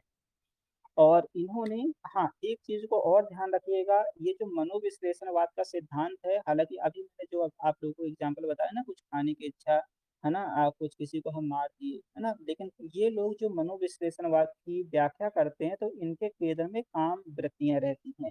यानी कि जैसे कोई एक व्यक्ति दूसरे व्यक्ति व्यक्ति के प्रति जो आकर्षित होता है, वो जो काम वासना आती है एक दूसरे के प्रति, उसको लेके ये लोग पूरा सिद्धांत देते हैं, है ना? इनके सिद्धांत में 2 व्यक्तियों का, है ना, 2 जेंडर का या फिर किसी भी 2 लोगों का आपस में जो आकर्षण होता है, उस चीज़ को लेके इनका पूरा सिद्धांत दिया गया है ना? तो अपने दिमाग के केंद्र में इन शब्दों को ध्यान में रखिएगा, है ना? हालाँकि हम नॉर्मली भी देखें तो हमारे मन में अगर जैसे हमें नहीं पढ़ने की इच्छा हो गई या फिर नकल करने की इच्छा हो गई, ये भी तो सब हमारे मन में ही चलता है। लेकिन इन लोगों के केंद्र में इन्होंने काम वृत्तियों का जो आकर्षण है, उसको लेके ही पूरी व्याख्या की है। तो ये सिगमंड फ्राइड आते हैं, इन्होंने एक शब्द दिया था लिबिडो। लिबिडो मतलब क्या है? शैशवी दमित काम वृत्ति। तो ये बस पूछा जाएगा शैशवी दमित काम वृत्ति किस सिद्धांत से संबंधित है? तो हम बताएँगे मनोविश्लेषणवाद से संबंधित है। लिबिडो किस वाद से संबंधित है? तो मनोविश्लेषणवाद से संबंधित है। इसी तरह 3 और शब्द दिए हैं, इड हो गया, अहम हो गया और सुपर ईगो हो गया। है ना? इड, ईगो और सुपर ईगो, ये तीनों शब्द भी किससे संबंधित है? मनोविश्लेषणवाद से संबंधित हैं। इसमें हमें इड को स्पेशली ध्यान रखना है कि जो इड है वो कब रहता है? शैशव काल में, यानी कि जब कोई बच्चा छोटा है तब उसके अंदर क्या रहता है? इड रहता है। और इड का मतलब होता है कि जब कोई बच्चा छोटा है, तो आप बताओ छोटे बच्चे के मन में कोई ऐसी काम वृत्ति आती है, कोई ऐसा आकर्षण आता है? कोई आकर्षण नहीं रहता, उसको इन सब चीज़ों से कोई मतलब नहीं रहता। वो अवस्था किस चीज़ की है? इड की अवस्था है। तो इड की अवस्था कब होती है? शैशव अवस्था में होती है। इड की अवस्था में व्यक्ति के दिमाग में किसी भी तरह की कोई कामेच्छा नहीं रहती है। जब व्यक्ति बड़ा होता है ना? जब बच्चा बड़ा होता है ना? तब उसके मन में काम वृत्तियाँ जागती हैं, तब उसके मन में किसी व्यक्ति के प्रति आकर्षण आता है ना? तो फिर उन अवस्थाओं को जो किसी व्यक्ति के प्रति आकर्षण होता है, उसे हम किसके अंतर्गत देखेंगे? अहम और सुपर ईगो के अंतर्गत देखेंगे। है ना? नॉर्मली आप ऐसे भी समझिएगा कि ईड की अवस्था हो गई कि शैशव अवस्था है, उस टाइम में कोई काम वृत्ति नहीं आती है। फिर दूसरी अवस्था को हम ऐसा देखेंगे जैसे अहम की अवस्था या फिर हमारा किसी व्यक्ति के प्रति एक जो आकर्षण होता है। जैसे हम अभी जिस जनरेशन में हम सब लोग हैं, है ना? जो मतलब बच्चे 12-15 साल से आप ऊपर के उनको मानिएगा, सब क्या होते हैं? किसी न किसी व्यक्ति के प्रति होते हैं, क्या होते हैं? आकर्षित होते हैं। काम वृत्तियाँ उनकी जागृत होती हैं। लेकिन आपको खुद ही सोचना कि हमारा किसी व्यक्ति के प्रति काम इच्छा या आकर्षण होता है, लेकिन इसका मतलब ये नहीं है कि हम आकर्षण होता है तो हम उस व्यक्ति से मिल ही जाते हैं। हमारे अंदर आकर्षण होता है, लेकिन समाज का एक दबाव रहता है तो हम उस आकर्षण को खत्म करते हैं, है ना? हम अपने आप को समझाते हैं कि ये चीज़ सही नहीं है, हमें ऐसा नहीं करना है। ये बात आती है ना हम सबके दिमाग के अंदर, तो यही क्या है? ये एक तरह से सुपर ईगो है। कि हम समाज और बाहरी लोग क्या कहेंगे, इस चीज़ को ध्यान करके अपनी उस इच्छा को, वो जो काम इच्छा हमारे दिमाग में आई, हम उसका क्या करते हैं? दमन करते हैं। तो मनोविश्लेषणवाद में इन्हीं तीनों चीज़ों के बारे में है। एक है ईड के बारे में कि शैशवावस्था में कोई काम वृत्ति नहीं आती, और हमें ध्यान रखना है जब हम बड़े होते हैं तो हमारे मन में क्या आती है? काम वृत्तियाँ आती हैं, हम किसी व्यक्ति के प्रति आकर्षित होते हैं, उसे पाना चाहते हैं। लेकिन उसी टाइम में हमारे दिमाग में एक दूसरा भाव आता है जो कि समाज और बाहरी वातावरण का, कि लोग क्या कहेंगे? तो हम उस जो काम इच्छा है उसका दमन करते हैं, उसको दबाते हैं अपने अंदर। तो ये तीनों चीज़ें किसमें चलती हैं? मनोविश्लेषणवाद में चलती हैं, और इन्हीं चीज़ को लेके ये पूरा सिद्धांत दिया गया है। तो इसको ये ईड को ज़रूर ध्यान रखिएगा, ईड क्या होता है? शैशवावस्था में रहता है। अब बाकी अहम और सुपर ईगो बड़े में, जब व्यक्ति के अंदर सारी इच्छाएँ आती हैं। फिर ध्यान रखना है इडिपस कुंठा, है ना? इडिपस कुंठा क्या होती है? इडिपस कुंठा के अंदर क्या होता है कि जो पुत्र होता है, पुत्र की जो काम इच्छा है किसके प्रति आती है? माता, यानी कि पुत्र किसके प्रति आकर्षित होता है? माता के प्रति आकर्षित होता है। तो इसे हमने क्या बोला? वैज्ञानिकों ने क्या बोला? इडिपस कॉम्प्लेक्स बोला, है ना? तो इस बात को ध्यान रखिएगा। पुत्र किसके प्रति आकर्षित होता है? माता के प्रति आकर्षित होता है। और इसे इडिपस नाम क्यों दिया गया? क्योंकि ग्रीक का एक व्यक्ति रहता है, नायक रहता है, वो क्या करता है, उसका नाम रहता है इडिपस। और उसने क्या किया था, वो अपनी माँ से इतना प्रेम करने लगता है कि अपने पिता की हत्या कर देता है और अपनी माँ से विवाह कर लेता है। इसीलिए इसको इन्होंने नाम दिया, इडिपस कॉम्प्लेक्स नाम दिया, इडिपस कुंठा बोला ना। फिर इसी के साथ दूसरी कुंठा यहाँ नहीं लिखी है, उसका नाम है इलेक्ट्रा। कहीं आप नोट कर लो, दूसरा कॉम्प्लेक्स या फिर दूसरी कुंठा क्या है, इलेक्ट्रा कॉम्प्लेक्स या इलेक्ट्रा कुंठा। और इलेक्ट्रा कुंठा में क्या होता है, जो पुत्री होती है वो पिता के प्रति आकर्षित होती है।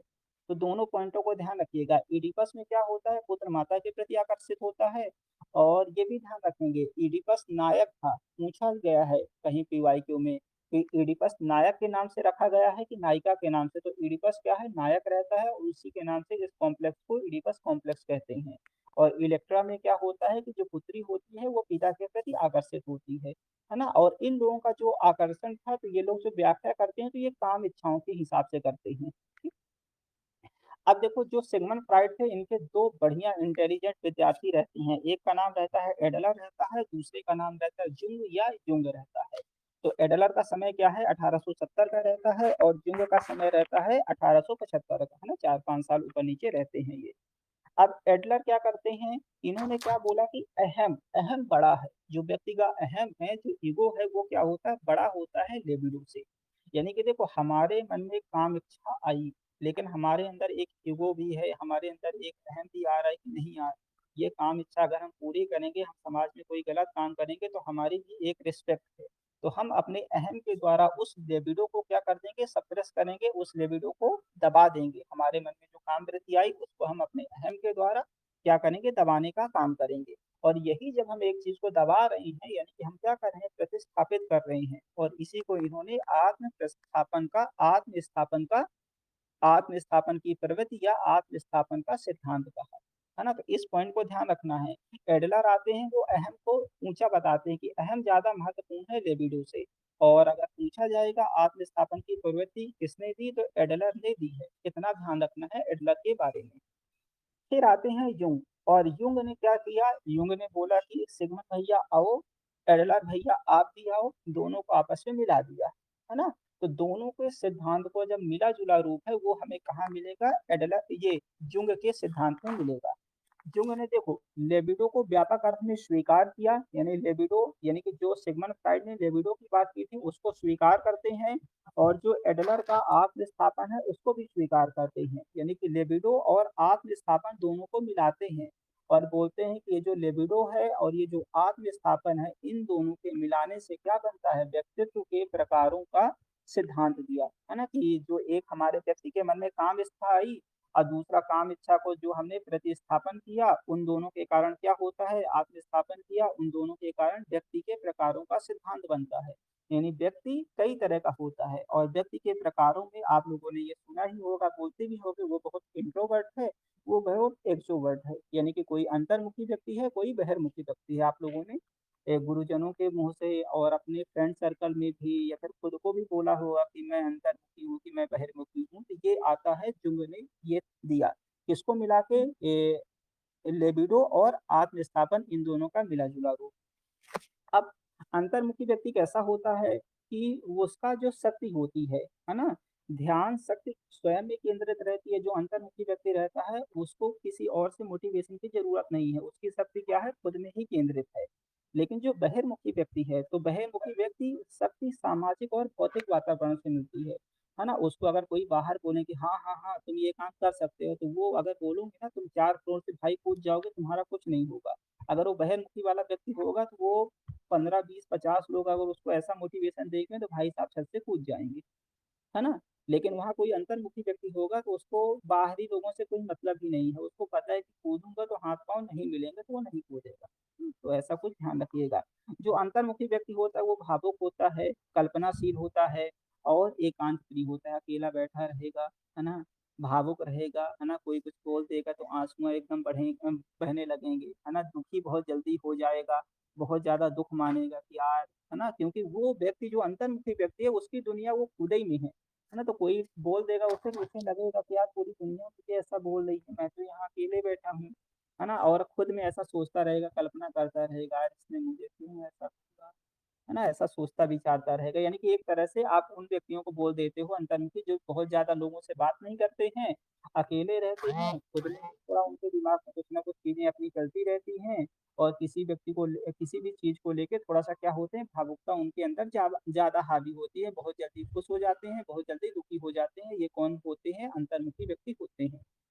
जो बहिर्मुखी व्यक्ति होते हैं, तो एक तरह से नेताओं को ध्यान रखिएगा, है ना? सबसे मिलना है ना? कुशल व्यवहार कुशल होते हैं, यानी कि सबसे दोस्ती कर लेंगे। जो बहिर्मुखी व्यक्ति होगा, वो सबसे दोस्ती कर लेगा, है ना? समाज प्रिय सबसे दोस्ती करेगा, सबसे मीठा-मीठा बोलेगा, तो वो लोग बाग उसे बहुत ज़्यादा मानेंगे। पूरे कॉलेज का चहेता, पूरे स्कूल का चहेता, पूरे रिश्तेदारी में चहेता, है ना? तो समाज प्रिय होगा और क्रियाशील अधिक रहेगा। कोई भी काम करना होगा, तो वो जाके जैसे अंतर्मुखी व्यक्ति होगा संकोच करेगा कि वहाँ जाके आप 1 रोटी एक्स्ट्रा माँग लूँ, कैसे माँग लूँ, क्यों माँग लूँ, क्या सोचेंगे, कितना खाती है, कितना खाता है ना? 3 तो खा लिया है, 4 माँग रहा है, तो ये अंतर्मुखी व्यक्ति यही सोचता रहेगा और बहिर्मुखी व्यक्ति वहीं तुरंत बोल देगा, रोटी बहुत बढ़िया बनी है ना? जैसे ही वो बोला रोटी बहुत बढ़िया बनी है, तो सामने वाला व्यक्ति अगर थोड़ी समझदार होगा, तो वो 2 रोटी लाके दे देगा। तो इसने देखो रोटी माँगा नहीं, लेकिन 2 रोटी मिल गई। फिर तुरंत बोलेगा कि सब्जी के साथ और बढ़िया खीर बहुत बढ़िया बनी है, तो सामने वाले समझ जाएँगे। घर में न्योता-हरियों को आप लोगों ने देखा होगा, पिताजी तुरंत बोलेंगे कि जाओ इनको और ये चाचा को, ये फूफा को थोड़ा-सा और खीर दो, बड़ी कटोरी में दो। है ना? तो ये क्या हो गए, ये बहिर्मुखी व्यक्ति हो गए। है ना? तो इन शब्दों को ध्यान रखिएगा, है ना? जो-जो इसके की पॉइंट हैं, है ना? जैसे सिगमंड फ्राइड क्या करते हैं मनोविश्लेषणवाद का सिद्धांत देते हैं और सेसवी दमित कामवृत्ति या लिबिडो की बात करते हैं और एडिपस कुंठा को ध्यान रखना है। एडिपस कुंठा यानी कि पुत्र और माता, इलेक्ट्रा कॉम्प्लेक्स यानी कि पुत्री और पिता, एडलर क्या बोलते हैं कि अहम बड़ा होता है लिबिडो से और आत्म-स्थापन की प्रवृत्ति। जुंग आते हैं तो वो व्यक्तित्व के प्रकारों का सिद्धांत देते हैं। अंतर्मुखी व्यक्ति होता है, बहिर्मुखी व्यक्ति होता है और ये अंतर्मुखी और बहिर्मुखी के पॉइंटों को भी हमने देख लिया। फिर आता है जो मनोविश्लेषणवाद का प्रभाव है, तो ये हिंदी साहित्य में कहाँ हमें देखने को मिलता है ना? तो ये दादावाद या डाडावाद, है ना? तो यहाँ देखने को मिलेगा, अति यथार्थवाद के रूप में देखने को मिला और हिंदी के जो कुछ लेखक हैं, जैसे इलाचंद्र जोशी हो गए, जैनेंद्र हो गए, अज्ञेय हो गए, अज्ञेय का जो उपन्यास हमारे सिलेबस में लगा है शेखर एक जीवनी वो मनोविश्लेषणवादी ही उपन्यास है और अगर आपने उस उपन्यास को थोड़ा बहुत भी सुना होगा, तो पूरे उपन्यासों में यही चलता है कि जो शेखर रहता है तो कभी अपनी बहन से के प्रति आकर्षित होता है, कभी और किसके शीला के प्रति ऐसे करके बहुत सारे पात्र आते हैं जिनके प्रति उसके मन में क्या आता है आकर्षण आता है, तो ये क्या है मनोविश्लेषणवाद भी है ना? कि व्यक्ति का स्वाभाविक रूप है ना? कि हमें किसी न किसी व्यक्ति के प्रति आकर्षण होगा ही, है ना? अगर कोई बोल रहा है कि नहीं, मुझे आकर्षण नहीं होता है, तो उस व्यक्ति को कोई दिक्कत है, वो व्यक्ति अपना इलाज करा ले, है ना? तो अगर हमारे मन में किसी व्यक्ति के प्रति आकर्षण या फिर कोई व्यक्ति हमें अच्छा लग रहा है, तो ये एक स्वाभाविक प्रक्रिया है। फिर ये देखिए कि जेम्स द्वारा शेक्सपियर के हेमलेट की साहित्य में प्रथम मनोविश्लेषणवादी आलोचना हुई है ना? तो जेम्स द्वारा, है ना? जेम्स एक व्यक्ति हैं, उन्होंने शेक्सपियर के हेमलेट की, है ना? शेक्सपियर की रचना हेमलेट है, उसकी साहित्य में क्या की थी? पहली मनोविश्लेषण आलोचना मानी जाती है। तो ये था हमारा मनोविश्लेषणवाद। ना अब हम आएँगे अस्तित्ववाद। अभी हम मन के अंदर वाली चीज़ों को बात कर रहे हैं, अब हम बाहर वाली चीज़ों की बात करेंगे अस्तित्व। है ना? आप लोगों ने कई बार ऐसे लड़ाई-झगड़े में बोला होगा कि मेरा अस्तित्व कुछ नहीं है ना? ना जैसे नहीं कभी किसी चीज़ में कोई बँटवारा ही होता है तो आदमी बोलता है कि मेरा क्या है? मेरा अस्तित्व क्या है? मेरी चीज़ क्या है ना? तो अब हम अस्तित्ववाद में इन चीज़ों का ध्यान देंगे। जैसे घर में कोई निर्णय हो रहा है, उस निर्णय में आपसे पूछा जा रहा है कि आपसे नहीं पूछा जा रहा है ना? कि बेटा तुम क्या चाहते हो? बिटिया तुम क्या चाहते हो? है ना? तो वहीं से पता चलता है कि ये हमारा घर में, हमारे परिवार में, हमारे स्कूल में हमारा क्या योगदान है, हमारा क्या अस्तित्व है, हमसे भी कोई राय ली जाती है कि नहीं ली जाती है। ना तो अस्तित्ववाद के केंद्र में कौन रहता है? हमेशा व्यक्ति रहेगा। आप खुद को अपने आप को केंद्र में रखो कि जैसे तुम हो, तुम्हारा अस्तित्व क्या है? चाहे वो परिवार में हो, चाहे कोई स्कूल में हो या फिर कॉलेज में हो, वहाँ तुम्हारी भूमिका क्या है? तुम्हारा अस्तित्व क्या है? तुम्हारी उपस्थिति क्या मैटर करती है वहाँ, है ना? वहाँ तो इस बात को लेके पूरी ये कहानी चलती है अस्तित्ववाद की। तो डेनिस विद्वान और धार्मिक चिंतन कौन रहते हैं? सोरेन किरकेगार्ड रहते हैं। इन्हें अस्तित्ववाद का प्रवर्तक माना जाता है। इनका समय 1813 से लेके 1855 तक है। किरकेगार्ड क्या थे? हीगल दर्शन के विरोधी थे। किरकेगार्ड किसके थे? हीगल दर्शन के विरोधी थे। हीगल का शायद दर्शन नियतिवाद का दर्शन था, है ना? एक तरह से आदर्शवाद की बात ये करते थे, लेकिन किरकेगार्ड हीगल के दर्शन के विरोधी थे। और एक व्यक्ति हैं, ये भी अस्तित्ववाद को मानने वाले थे, नीत्शे। नीत्शे कैसे थे? अनिश्वरवादी थे, ईश्वर को नहीं मानते थे, है ना? बोलते थे ईश्वर क्या है, कौन है, हम नहीं जानते। और क्या बोलते थे ये? अनिश्वरवादी थे और बोलते थे कि ईश्वर है नहीं, अगर है तो ईश्वर की मृत्यु हो गई है ना? अब मृत्यु हो गई, अब किसी भी व्यक्ति की अगर मृत्यु हो गई तो हम उसकी कल्पना तो नहीं कर सकते कि वो है, वो ये काम कर रहा है ना? वो हमारा अच्छा कर रहा है या वो हमारा बुरा कर रहा है। तो नीचे क्या है? अनिश्वरवादी थे। और इनका ये स्टेटमेंट ध्यान रखिएगा कि ईश्वर की मृत्यु हो चुकी, ये किसने बोला है? नीत्शे ने ही बोला है। और नीचे क्या करते हैं? सुपरमैन की कल्पना देते हैं। जैसे अभी हमारे समाज में होता है ना कि कोई अच्छा काम हो जाता है किसी की मदद से, तो हम क्या बोलते हैं?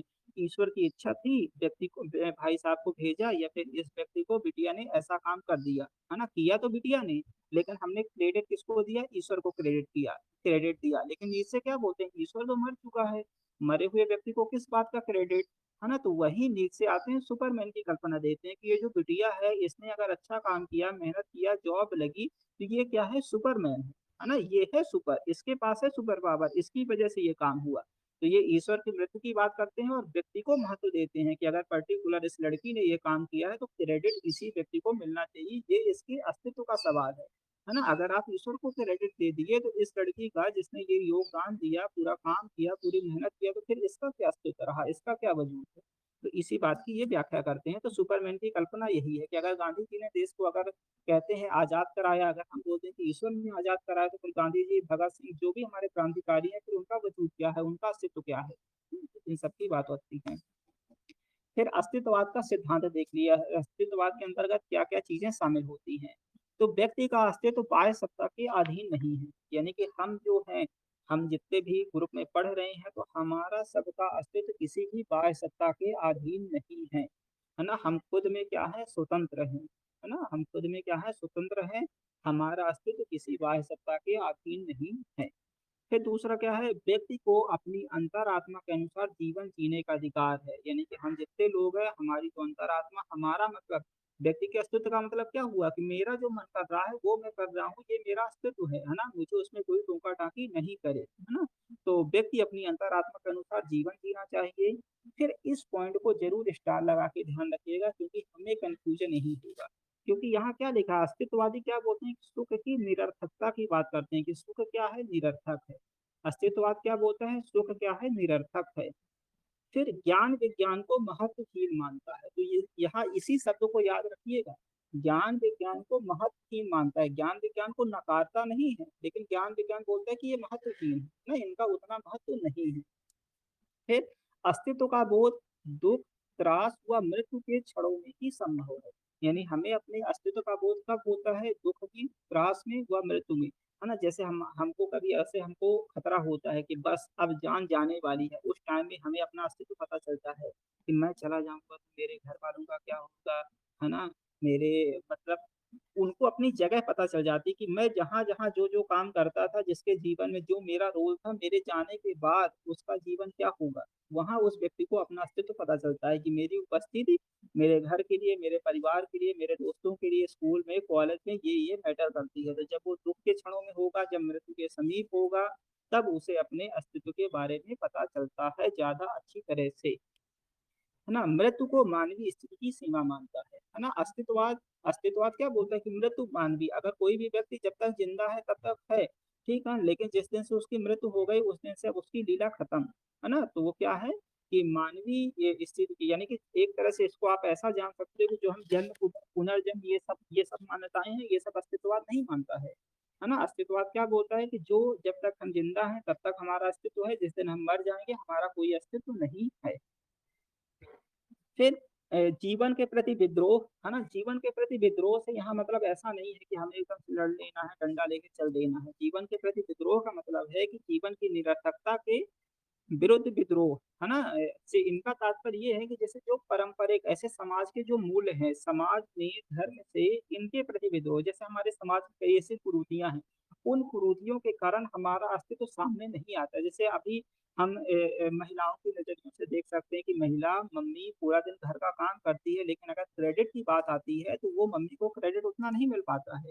तो यानी कि माता जी का महिला का अस्तित्व वहां सामने नहीं आता है, तो उनको इस चीज से विद्रोह है ना, कि पारंपरिक जो सामाजिक मूल्य है, इन सब मूल्यों के कारण जो हमारा अस्तित्व एक दबा हुआ है कि हम काम कर रहे हैं, सब कर रहे हैं, लेकिन क्रेडिट हमको नहीं मिल रहा है, तो इसके प्रति विद्रोह है। तो जीवन के प्रति विद्रोह का मतलब होता है कि समाज की जो कुरीतियां हैं, सामाजिक जो संरचना है, जो धार्मिक ऐसी चीजें हैं, उनके प्रति विद्रोह से है ना। ये सारे पॉइंटों को ज्यों का त्यों समझ के रटे रहना, है ना। इन्हीं स्टेटमेंट से कोई ना कोई स्टेटमेंट ऐसा दे देगा चार पांच में कि इनमें से या तो कोई सही होगा या तो कोई गलत होगा, ऐसे करके जैसे सुख सुख को सार्थक बता देगा अस्तित्ववाद में, तो हमें तो पता है कि सुख क्या है, निरर्थक है। इसी तरह पूछ लेगा ज्ञान विज्ञान का बहुत महत्व है, तो ज्ञान विज्ञान महत्वहीन है अस्तित्ववाद के अंतर्गत। हम्म, फिर है, हाँ, ये स्टेटमेंट ऐसे दे देगा कि ईश्वर की मृत्यु की घोषणा किरकेगार्ड ने बोली, नीत्शे ने नहीं बोली, तो फिर ये सारे स्टेटमेंट क्या हो जाएंगे, गलत हो जाएंगे। अब देखो अस्तित्ववाद में दो तरह के लोग आते हैं, कुछ होते हैं आस्थावादी यानी जो भगवान को मानते हैं, जैसे किरकेगार्ड जो कि अस्तित्ववाद के प्रवर्तक है, वो भगवान को मानते हैं। और बूबर, ये दोनों क्या है, आस्थावादी हैं। और अनास्थावादी में सबसे पहले नीत्शे आते हैं, फिर आगे चल के सार्त्र आते हैं, फिर कामू आते हैं। तो अगर पूछा जाएगा कि नीत्शे कैसे थे, आस्थावादी थे कि अनास्थावादी थे, तो हम बताएंगे अनास्थावादी, क्योंकि ये धर्म को नहीं मानते थे, ईश्वर को नहीं मानते थे, है ना। तो जो ईश्वर को नहीं मानते थे वो अनास्थावादी हो गए। सात्र की एक पुस्तक है बीइंग एंड नथिंग, कामू की पुस्तक है मिथ ऑफ सिसिफस। फिर इसके अलावा भी और भी कुछ लोग हैं जो अस्तित्ववाद को मानने वाले थे, तो जैसे कार्ल जैस्पर हो गया, मार्टिन हाइडेगर हो गया, गैब्रियल मार्शल हो गया, सिमोन द बउआ को तो गोला लगा के याद कर लो, है ना। और ये दोस्तोयेव्स्की और फ्रांज कफ्का, ये सभी लोग थे अस्तित्ववाद को मानने वाले। इसमें सिमोन द बउआ का नाम स्पेशली ध्यान रखना। एब्जर्ड नाटक के, है ना, नाटकों का एक प्रकार है एब्जर्ड नाटक, उसके मूल में कौन क्या रहता है, अस्तित्ववाद ही है। तो ये हमारा क्या हुआ, अस्तित्ववाद, है ना। ये जैसे मनोविश्लेषण और अस्तित्ववाद के लिए ये जो नोट्स में है, इन्हीं पॉइंटों को अगर आप रटे रहोगे, समझे रहोगे थोड़ा सा, तो आपका काम हो जाएगा, किताब अगर आप लोग नहीं भी खोलोगे तो।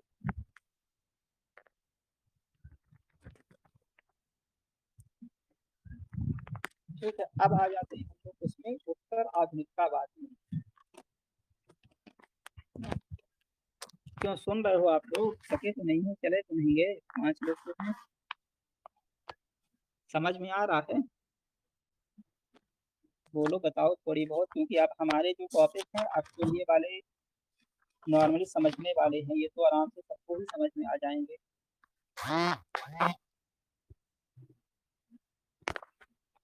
ठीक है।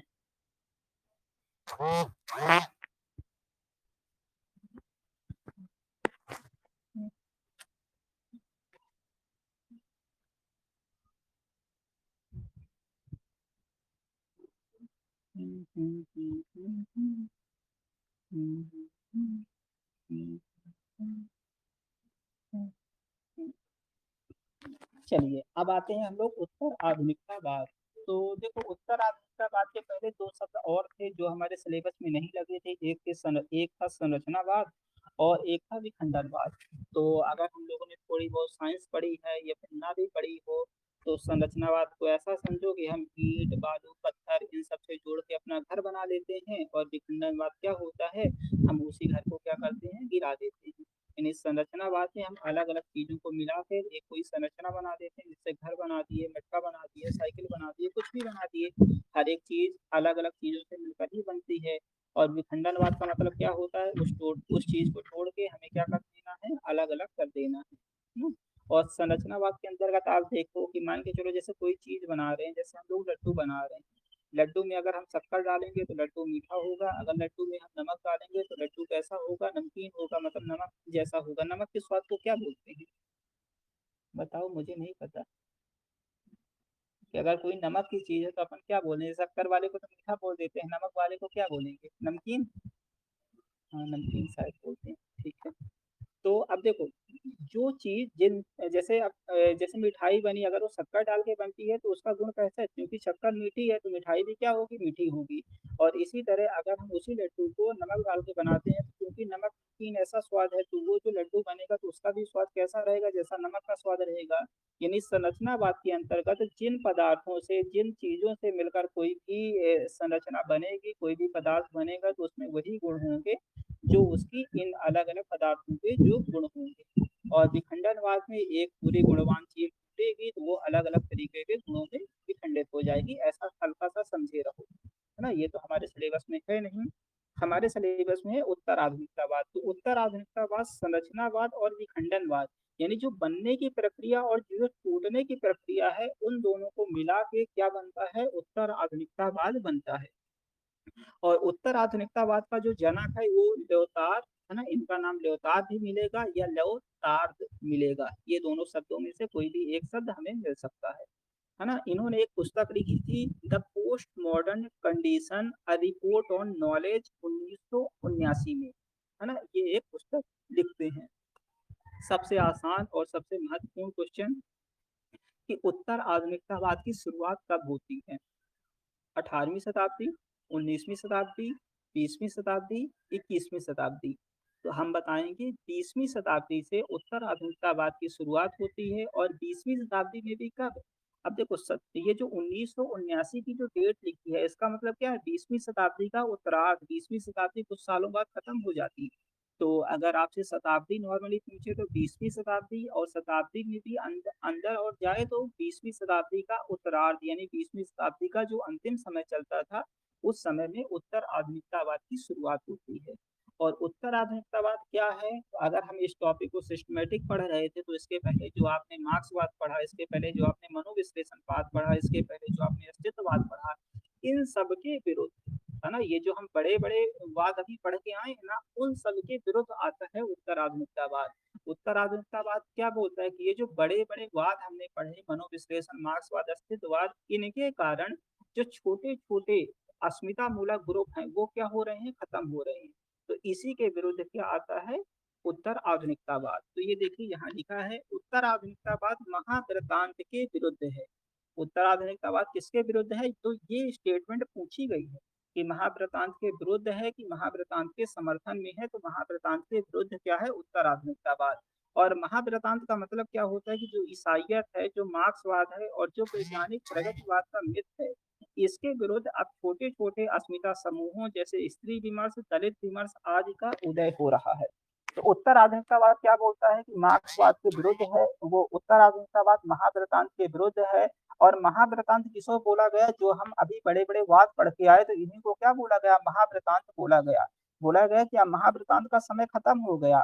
अब जो हमारे समाज में जो छोटे छोटे अस्मिता मूलक ग्रुप हैं कि जैसे हमें स्त्री की बात करना है तो स्त्री विमर्श की बात हो, दलित विमर्श की बात हो, अल्पसंख्यक विमर्श की बात हो, आदिवासी विमर्श की बात हो, किन्नर विमर्श की बात हो, है ना, और या फिर थर्ड जेंडर विमर्श की बात हो, ऐसे करके कोई भी विमर्श, ये जो छोटे छोटे विमर्श है इनकी बात किसके अंतर्गत की जाती है?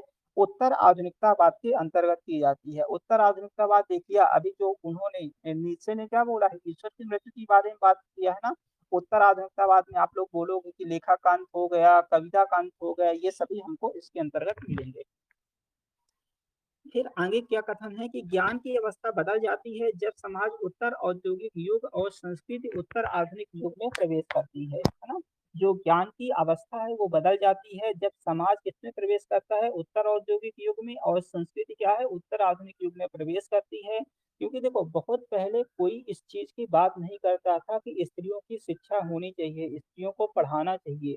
लेकिन अभी आप लोग वर्तमान के समय में देख रहे होंगे जो मतलब हमसे कुछ जो हमारे भैया लोग हैं, हमारी बहन लोग हैं, उनके जो बच्चे हैं, उनका बच्चा चाहे वो लड़का हो चाहे लड़की हो, दोनों को बहुत महत्व देते हैं। लड़की को भी उसी तरीके की शिक्षा देते हैं, लड़की के भी पैदा होने में उसी तरह पार्टी कार्यक्रम जो करना है हर एक चीज करते हैं। यानी कि अब कहीं ना कहीं स्त्री विमर्श ऊपर आ गया है, बालिकाओं को या फिर महिलाओं को भी सम्मान देना शुरू हो गया है। तो ये बात कब आई है? उत्तर आधुनिकतावाद के बाद आई। पहले अगर हम अपने दादी से पूछें तो दादी लोग यही बोलती थी, पढ़ाई का कोई महत्व नहीं था। अगर स्कूल ही थोड़ा सा दूर चला जाता था तो सबसे पहले स्कूल जाने के लिए साइकिल नहीं, स्कूल ही बंद कराई जाती थी कि स्कूल हो गया, पढ़ाई हो गई, है ना। तो ये सारी चीजें थी, क्योंकि उनके अस्तित्व का कोई इतना वही नहीं था, स्त्री विमर्श के लिए सोचा ही नहीं जाता था कि इनको भी पढ़ाना चाहिए, इनका भी कोई अस्तित्व होता है। इसी तरह जो दलित हैं, दलितों के लिए ऐसी कोई बात नहीं होती। दलितों को हम अगर दादी पापा से पूछेंगे तो वो बोलेंगे कि दलित हमारे लीपे पोते वाले जगह तक में भी आके नहीं बैठ सकता था, है ना। और अभी वर्तमान में अब देखो, समाज उत्तर आधुनिक युग में प्रवेश कर चुका है, तो अगर कोई दलित व्यक्ति है तो वो उसको हम नॉर्मली बोलते हैं कि ठीक है, आओ अंदर आके बैठ सकते हो। पहले जो दलित व्यक्ति था, इस तरीके का व्यक्ति था कि दलित की परछाई भी हमारे ऊपर न पड़े। दलितों का घर ऐसी जगह में बनाया जाता है कि जैसे हवा की भी एक दिशा होती है, तो दलितों के मोहल्ले से हवा गुजरते हुए जो सवर्ण बस्ती है उधर तरफ ना आए, ऐसी व्यवस्था बनाई गई थी, है ना। ऐसा मतलब लोगों की सोच थी। लेकिन अभी वर्तमान में तो ऐसा नहीं है। अगर हम शहरों में रहते हैं तो पता चले हमारा घर है, हमारे घर के जस्ट बाजू में कोई दलित का घर है, कोई दूसरे धर्म के व्यक्ति का घर है, तो ये है उत्तर आधुनिक युग, है ना। यहाँ सबकी बात की जाएगी, सबके अस्तित्व की बात की जाएगी, सबके विमर्श की बात होगी। फ्रेडरिक जेम्स आते हैं, उन्होंने एक पुस्तक लिखी है, post modernism the culture logic of late capitalism, है ना। इसके बाद उत्तर आधुनिकतावाद को मानने वाले कुछ लोग हैं, पाल डी मैन है, नीत्शे को भी ध्यान रखना है, नीत्शे भी उत्तर आधुनिकतावाद को मानने वाले थे। हालांकि जो भी अस्तित्ववाद को मानने वाला होगा, क्योंकि अस्तित्ववाद व्यक्ति के अस्तित्व की बात करता है, यानी कि दलित का भी अस्तित्व हो, स्त्री का भी अस्तित्व हो, किन्नरों का भी अस्तित्व हो, आदिवासियों का भी अस्तित्व हो, तो कहीं ना कहीं अस्तित्ववाद का झुकाव उत्तर आधुनिकतावाद, क्योंकि उत्तर आधुनिकतावाद कोई ऐसा है नहीं कि कोई पर्टिकुलर विचारधारा है। उत्तर आधुनिकतावाद ये है कि समाज के केंद्र में सभी को लाओ, है ना, सभी की बात होना चाहिए, है ना। जो पुरानी अभी बड़ी बड़ी चीजों की बात हो रही है तो उनकी बस बात ना हो, छोटी छोटी चीजों की भी बात हो, है ना। जो स्त्रियां घर में अगर काम कर रही हैं, घर का काम कर रही है, तो उसको भी महत्व दिया जाए, उसकी भी बात हो। केवल ये नहीं कि अगर कोई कंपनी में काम कर रहा है, कोई बाहर से जॉब करके पैसा कमा रहा है, तो उसी के काम को बस महत्व नहीं देना है। ये जो घर का भी काम हो रहा है, जो आने के बाद तुरंत बना बनाया खाना मिल जाता है, तो ये भी तो एक है। अगर वो व्यक्ति नहीं होगा तो फिर कहाँ से मिलेगा खाना, है ना। तो सबके अस्तित्व की बात करो। फिर विश्व ग्राम या ग्लोबल विलेज की परिकल्पना किसने दिया था, तो ये कहीं पीवाईक्यू में पूछा गया था। तो मार्शल मैकलुहान को ध्यान रखना है कि पूरे अगर पूरा विश्व एक गांव की तरह है, इसकी परिकल्पना कौन देता है, मार्शल मैकलुहान। अब देखो, जो उत्तर आधुनिकतावादी है, इसे हम अंतवादी दर्शन के नाम से भी जानते हैं। ये हर एक चीज के अंत की बात करता है, कि जैसे इतिहास का अंत हो गया, ये बात करता है फ्रांसिस फुकुयामा बोलते हैं। विचारधारा का अंत डेनियल बेल बोलते हैं। कविता का अंत, लेखक की मृत्यु की बात कौन बोलता है, रोला बर्थ। तो जिनका जिनका लिखा है ना, तो उनको तो याद ही कर लो, है ना। बाकियों का ऐसा कहीं कोई चीज मिलता नहीं है कि आलोचक की मृत्यु किसने कहा है। तो लेखक की मृत्यु कौन बोलता है, रोला बर्थ बोलते हैं। मनुष्य की मृत्यु जॉक देरिडा बोलते हैं। और लेखा का अंत कौन बोलता है, लॉरेंस फ्लेमिंग। तो यहाँ से प्रश्न पूछा गया था, है ना। पिछली बार भी ऐसे किसी का अंत या किसी की मृत्यु से पूछा गया है। तो जिनका जिनका लिखा है उनका तो आप रट ही ले लो। विचारधारा का अंत डेनियल बेल्ट, लेखक की मृत्यु रोला बर्थ, मनुष्य की मृत्यु जॉक देरिडा, लेखा का अंत लॉरेंस फ्लेमिंग। और अगर पूछा जाएगा अंतवादी दर्शन किसके अंतर्गत आता है, तो उत्तर आधुनिकतावाद के अंतर्गत आता है ना। यानी कि पहले हम आधुनिक होते हैं, फिर हम उत्तर आधुनिक होते हैं। यानी कि देखो, हमारे यहाँ आधुनिकता तो जब हम 1857 की क्रांति पढ़े हैं, चाहे हम इतिहास पढ़ें, चाहे हम हिंदी साहित्य का इतिहास पढ़ें, दोनों के क्रम में हम क्या देखते हैं कि 1857 की क्रांति के बाद हम आधुनिक युग में प्रवेश कर जाते हैं। तो आधुनिक युग में हम प्रवेश कर जाते हैं, आधुनिकता की बात करने लगते हैं, लेकिन आधुनिकता में भी ये जो छोटे छोटे विमर्श है, इनकी बात फिर भी नहीं करते। तो उत्तर आधुनिकतावाद ये जो छोटे छोटे विमर्श, स्त्री, दलित, आदिवासी, इन सब की बात करना चालू करता है। तो एक तरह से आधुनिकतावाद के एक अगला स्टेप है उत्तर आधुनिकतावाद। अब आ जाते हैं दलित विमर्श, है ना। जो दलित हैं, दलितों का विमर्श क्या है। तो एक व्यक्ति हैं, है ना, जिनका नाम है शिवराज सिंह बेचैन। उनके अनुसार जो स्वामी अछूतानंद थे, उन्होंने ही 1910 में क्या किया था, दलित शब्द का प्रयोग किया था। लेकिन गांधी जी क्या बोलते हैं कि जो दलित शब्द के जो पहले प्रयोक्ता थे, जिन्होंने दलित शब्द का प्रयोग किया था, वो कौन है, स्वामी विवेकानंद है। फिर 1970 में, अभी 50 साल पहले की बात है, दलित पैंथर्स ने दलित का प्रचार प्रसार चालू किया। दलित पैंथर जैसे नहीं पार्टियां होती हैं, तो दलित पैंथर्स भी एक तरह से पार्टी ही बनती है। जैसे हम सब लोग 5-6 लोग ग्रुप में पढ़ते हैं, हम ही लोग मिलकर एक कोई पार्टी बना ले, तो हम अपनी पार्टी का कोई ना कोई तो नाम दे देंगे। तो हम अपनी पार्टी का नाम हिंदी पैंथर्स रख दें, है ना। तो कोई ना कोई समूह का कुछ नाम है, तो इसी तरह दलितों का कुछ दलित लोग मिलकर एक समूह बनाए, उन्होंने उसका नाम दे दिया दलित पैंथर्स। और वो दलित पैंथर्स का काम क्या हो गया, दलितों का या फिर दलितों के हित के लिए क्या करना है, प्रचार प्रसार करना है। जैसे हम लोग हिंदी पैंथर्स कर लें और हिंदी के विकास के लिए काम करें, हिंदी के प्रचार प्रसार के काम के लिए काम करें, और हिंदी में जैसे कुछ लोग हमारी हिंदी भाषा में कुछ गलत शब्दों का प्रयोग करते हैं, है ना, कुछ सेंटेंस गलत बोलते हैं, तो हम जा के बताएं कि ऐसा नहीं, ऐसा होता है, तो हम लोग हिंदी पैंथर्स बन जाएंगे। फिर इसको स्टार लगा के ध्यान रखिएगा, क्योंकि जब हमने शुरुआत की थी तो हमने क्या पढ़ा था कि नव जागरण की शुरुआत कहाँ से होती है, बंगाल से होती है। तो ये था हिंदी नव जागरण का। लेकिन जो दलित थे, तो दलित क्या बोलते हैं कि नव जागरण की शुरुआत बंगाल से नहीं होती है, कहाँ से होती है, महाराष्ट्र से होती है। क्योंकि दलितों के विकास के लिए अगर सबसे पहले आवाज उठी है तो वो कहाँ से उठी है, महाराष्ट्र से उठी है। वहीं ज्योतिबा फुले और सावित्रीबाई फुले होती हैं, इन्होंने दलितों के उत्थान के लिए, महिलाओं के विकास के लिए काम करना चालू किया, है ना। दलितों के हित के लिए अगर कोई सोच निकलती है तो वो बंगाल से ना निकलकर कहाँ से निकलती है, महाराष्ट्र से। इसीलिए दलितों का जो नवजागरण है वो कहाँ से शुरू होता है, महाराष्ट्र से शुरू होता है। फिर 1932 में एक सांप्रदायिक पंचाट आता है, इसको ऐसे ऐसे बस रटे रहना है, ज्यादा इसमें सांप्रदायिक पंचाट में क्या होता है, दलितों के लिए पृथक निर्वाचन की बात की गई है। पृथक निर्वाचन का मतलब है कि अगर दलित नेता चुनाव के लिए, जैसे सतना है, सतना में अगर कोई दलित व्यक्ति खड़ा हुआ चुनाव में, तो दलितों को वोट कौन करेगा, केवल दलित करेगा, हम लोग नहीं कर सकते, या फिर कोई दूसरे समुदाय का व्यक्ति है वो दलितों को वोट नहीं कर सकता है, ये होता है पृथक निर्वाचन। यानी दलित खुद ही वोट करके अपना नेता चुनेंगे।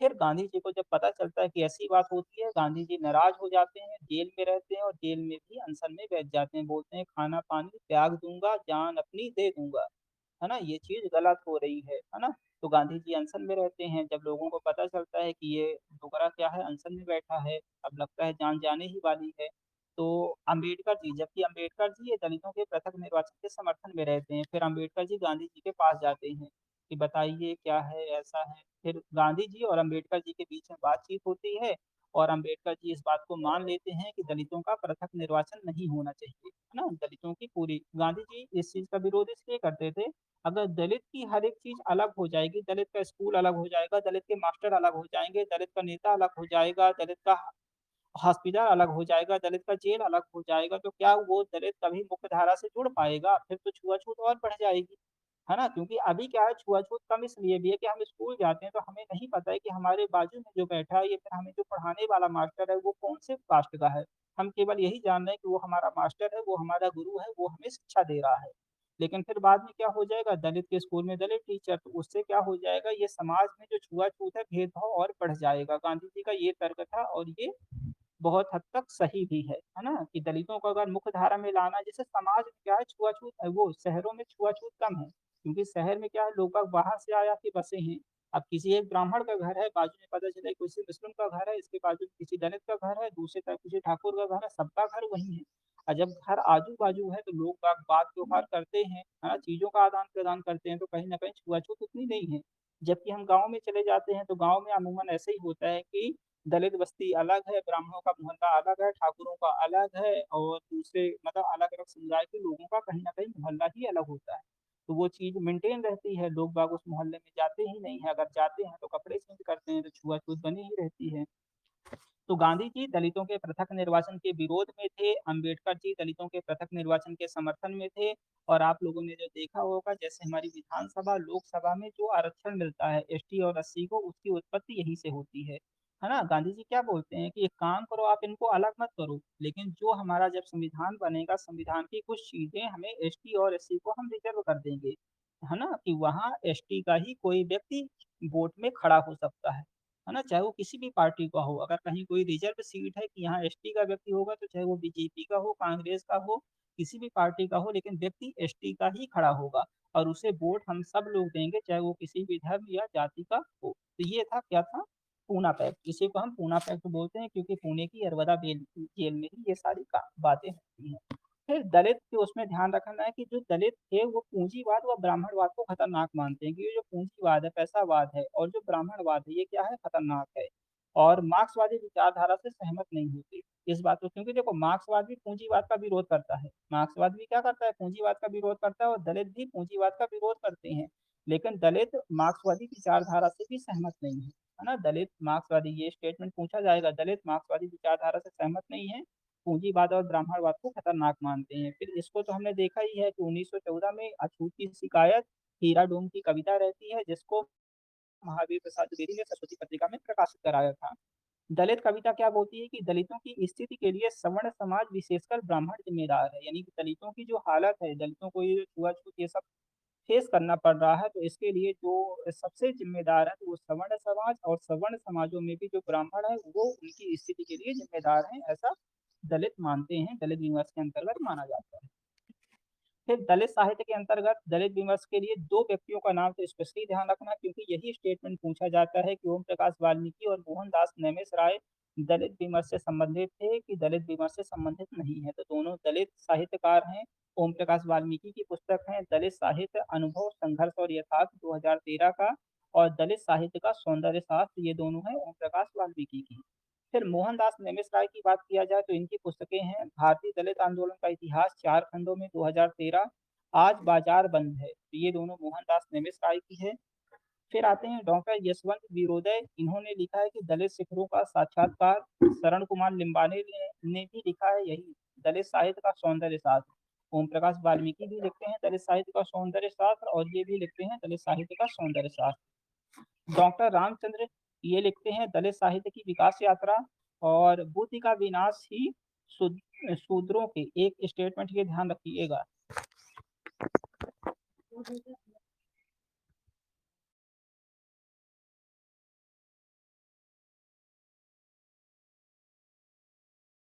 हम्म, तो ये एक अगर ना लिखा हो तो लिख लो कि बुद्धि के विनाश ही शूद्रों को, मतलब ये रहते हैं ज्योतिबा फुले रहते हैं, ज्योतिबा फुले का कहना था कि जो शूद्रों के पिछड़ने का जो सबसे बड़ा कारण है वो उनकी बुद्धि का विनाश है ना। और ज्योतिबा फुले की पुस्तक ध्यान रखना है गुलामगिरी है।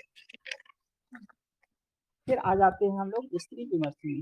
स्त्री विमर्श में हमें बहुत ज्यादा पॉइंट नहीं ध्यान रखना है, ये ध्यान रखना है कि स्त्री विमर्श की अगर शुरुआत होती है तो कहाँ से होती है, फ्रांस और अमेरिका से होती है। स्त्री विमर्श यानी स्त्रियों के अधिकारों की बातें कहाँ से चालू होती है, फ्रांस और अमेरिका से। मैरी गूंज नाम की महिला रहती हैं और उन्होंने महिला अधिकार घोषणा पत्र जारी किया था, महिला अधिकारों का घोषणा पत्र जारी किया था।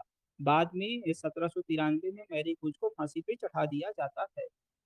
फिर आती है मेरी वाल्सन क्रॉफ्ट, इन्होंने लिखा है कि vindication of the rights of women's, और उत्तरी अमेरिका में मेरी ऑस्टेस, है ना। तो उत्तरी अमेरिका में महिला अधिकारों की बात कौन करता है, मेरी ऑस्टेस करती है ना। तो इन पॉइंटों में केवल इतना ध्यान रखना है, मेरी कुछ को ध्यान रखना है, क्योंकि इन्होंने पहली बार महिला अधिकारों का घोषणा पत्र जारी किया है, और महिला अधिकार या फिर स्त्री विमर्श की जो शुरुआत सबसे पहले हुई थी तो फ्रांस व अमेरिका जैसे देशों में हुई थी।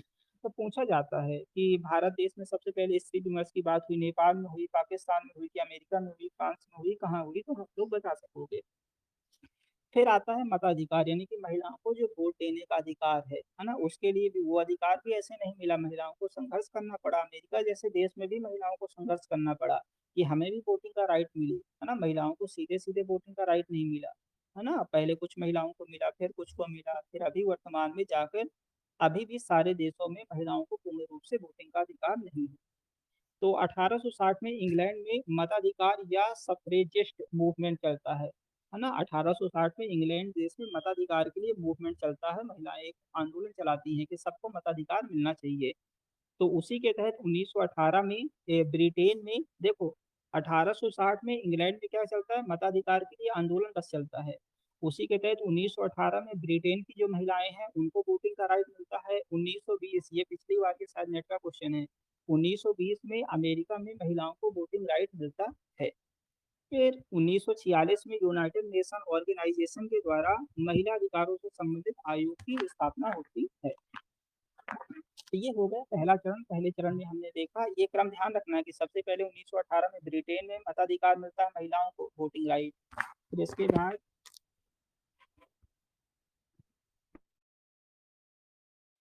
इसके बाद कहाँ मिलता है, अमेरिका में मिलता है। फिर है ना, इन सबको ध्यान रखिए। और भारत में भी हमें तो जब से हमारा संविधान बनता है जब से ही महिलाएं, है ना, और महिलाओं को बिना किसी भेदभाव के हमारे देश में अगर कोई भी व्यक्ति 18 साल के ऊपर है और उसका वोटर आईडी में नाम जुड़ा है तो वो हर एक व्यक्ति क्या करेगा, वोट डाल सकता है।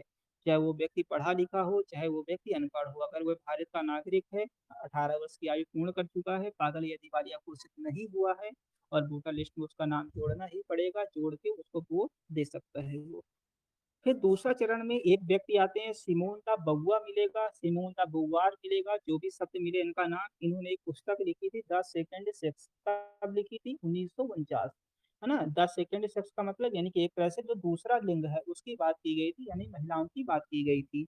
और उसी में सिमोन द बउआ की बहुत फेमस लाइन है कि स्त्री पैदा नहीं होती, स्त्री बनाई जाती है। क्योंकि देखो, पैदा चाहे लड़का हो चाहे लड़की हो सेम तरीके से होते हैं, लेकिन जो हमारे समाज की सामाजिक संरचना है, समाज हमारे जो से एक संस्कृति चली आ रही है, जो पुरुष को एक आज़ादी देती है और महिलाओं को एक बंधन में देती है, तो उसी के तरीके से लड़का और लड़की यानी भाई और बहन की परवरिश होती है, और उसी का असर उनके फिर पूरे जीवन में देखता है ना। जैसे कपड़े ही पहनना है, छोटे बच्चे को क्या पता कि क्या पहनना चाहिए, उनको जो माता पिता पहनाते हैं, बच्चे को पैंट शर्ट पहनाएंगे, लड़की को फ्रॉक पहनाएंगे, बच्चे के बाल छोटे कटवा देंगे, बच्ची के बाल बड़े रखेंगे, और इसी तरीके से उसकी परवरिश होती है, तो उसके दिमाग में यही एक रूप बन जाता है ना। जबकि अगर हम एक लड़की को ऐसे वहां रख दें कि जहाँ सिर्फ पुरुष पुरुष हो, तो वहां उसका हर तरीके से उसका बोलना, खाना, उठना बैठना सब उस तरीके का भी हो सकता है। तो ये ध्यान रखिएगा।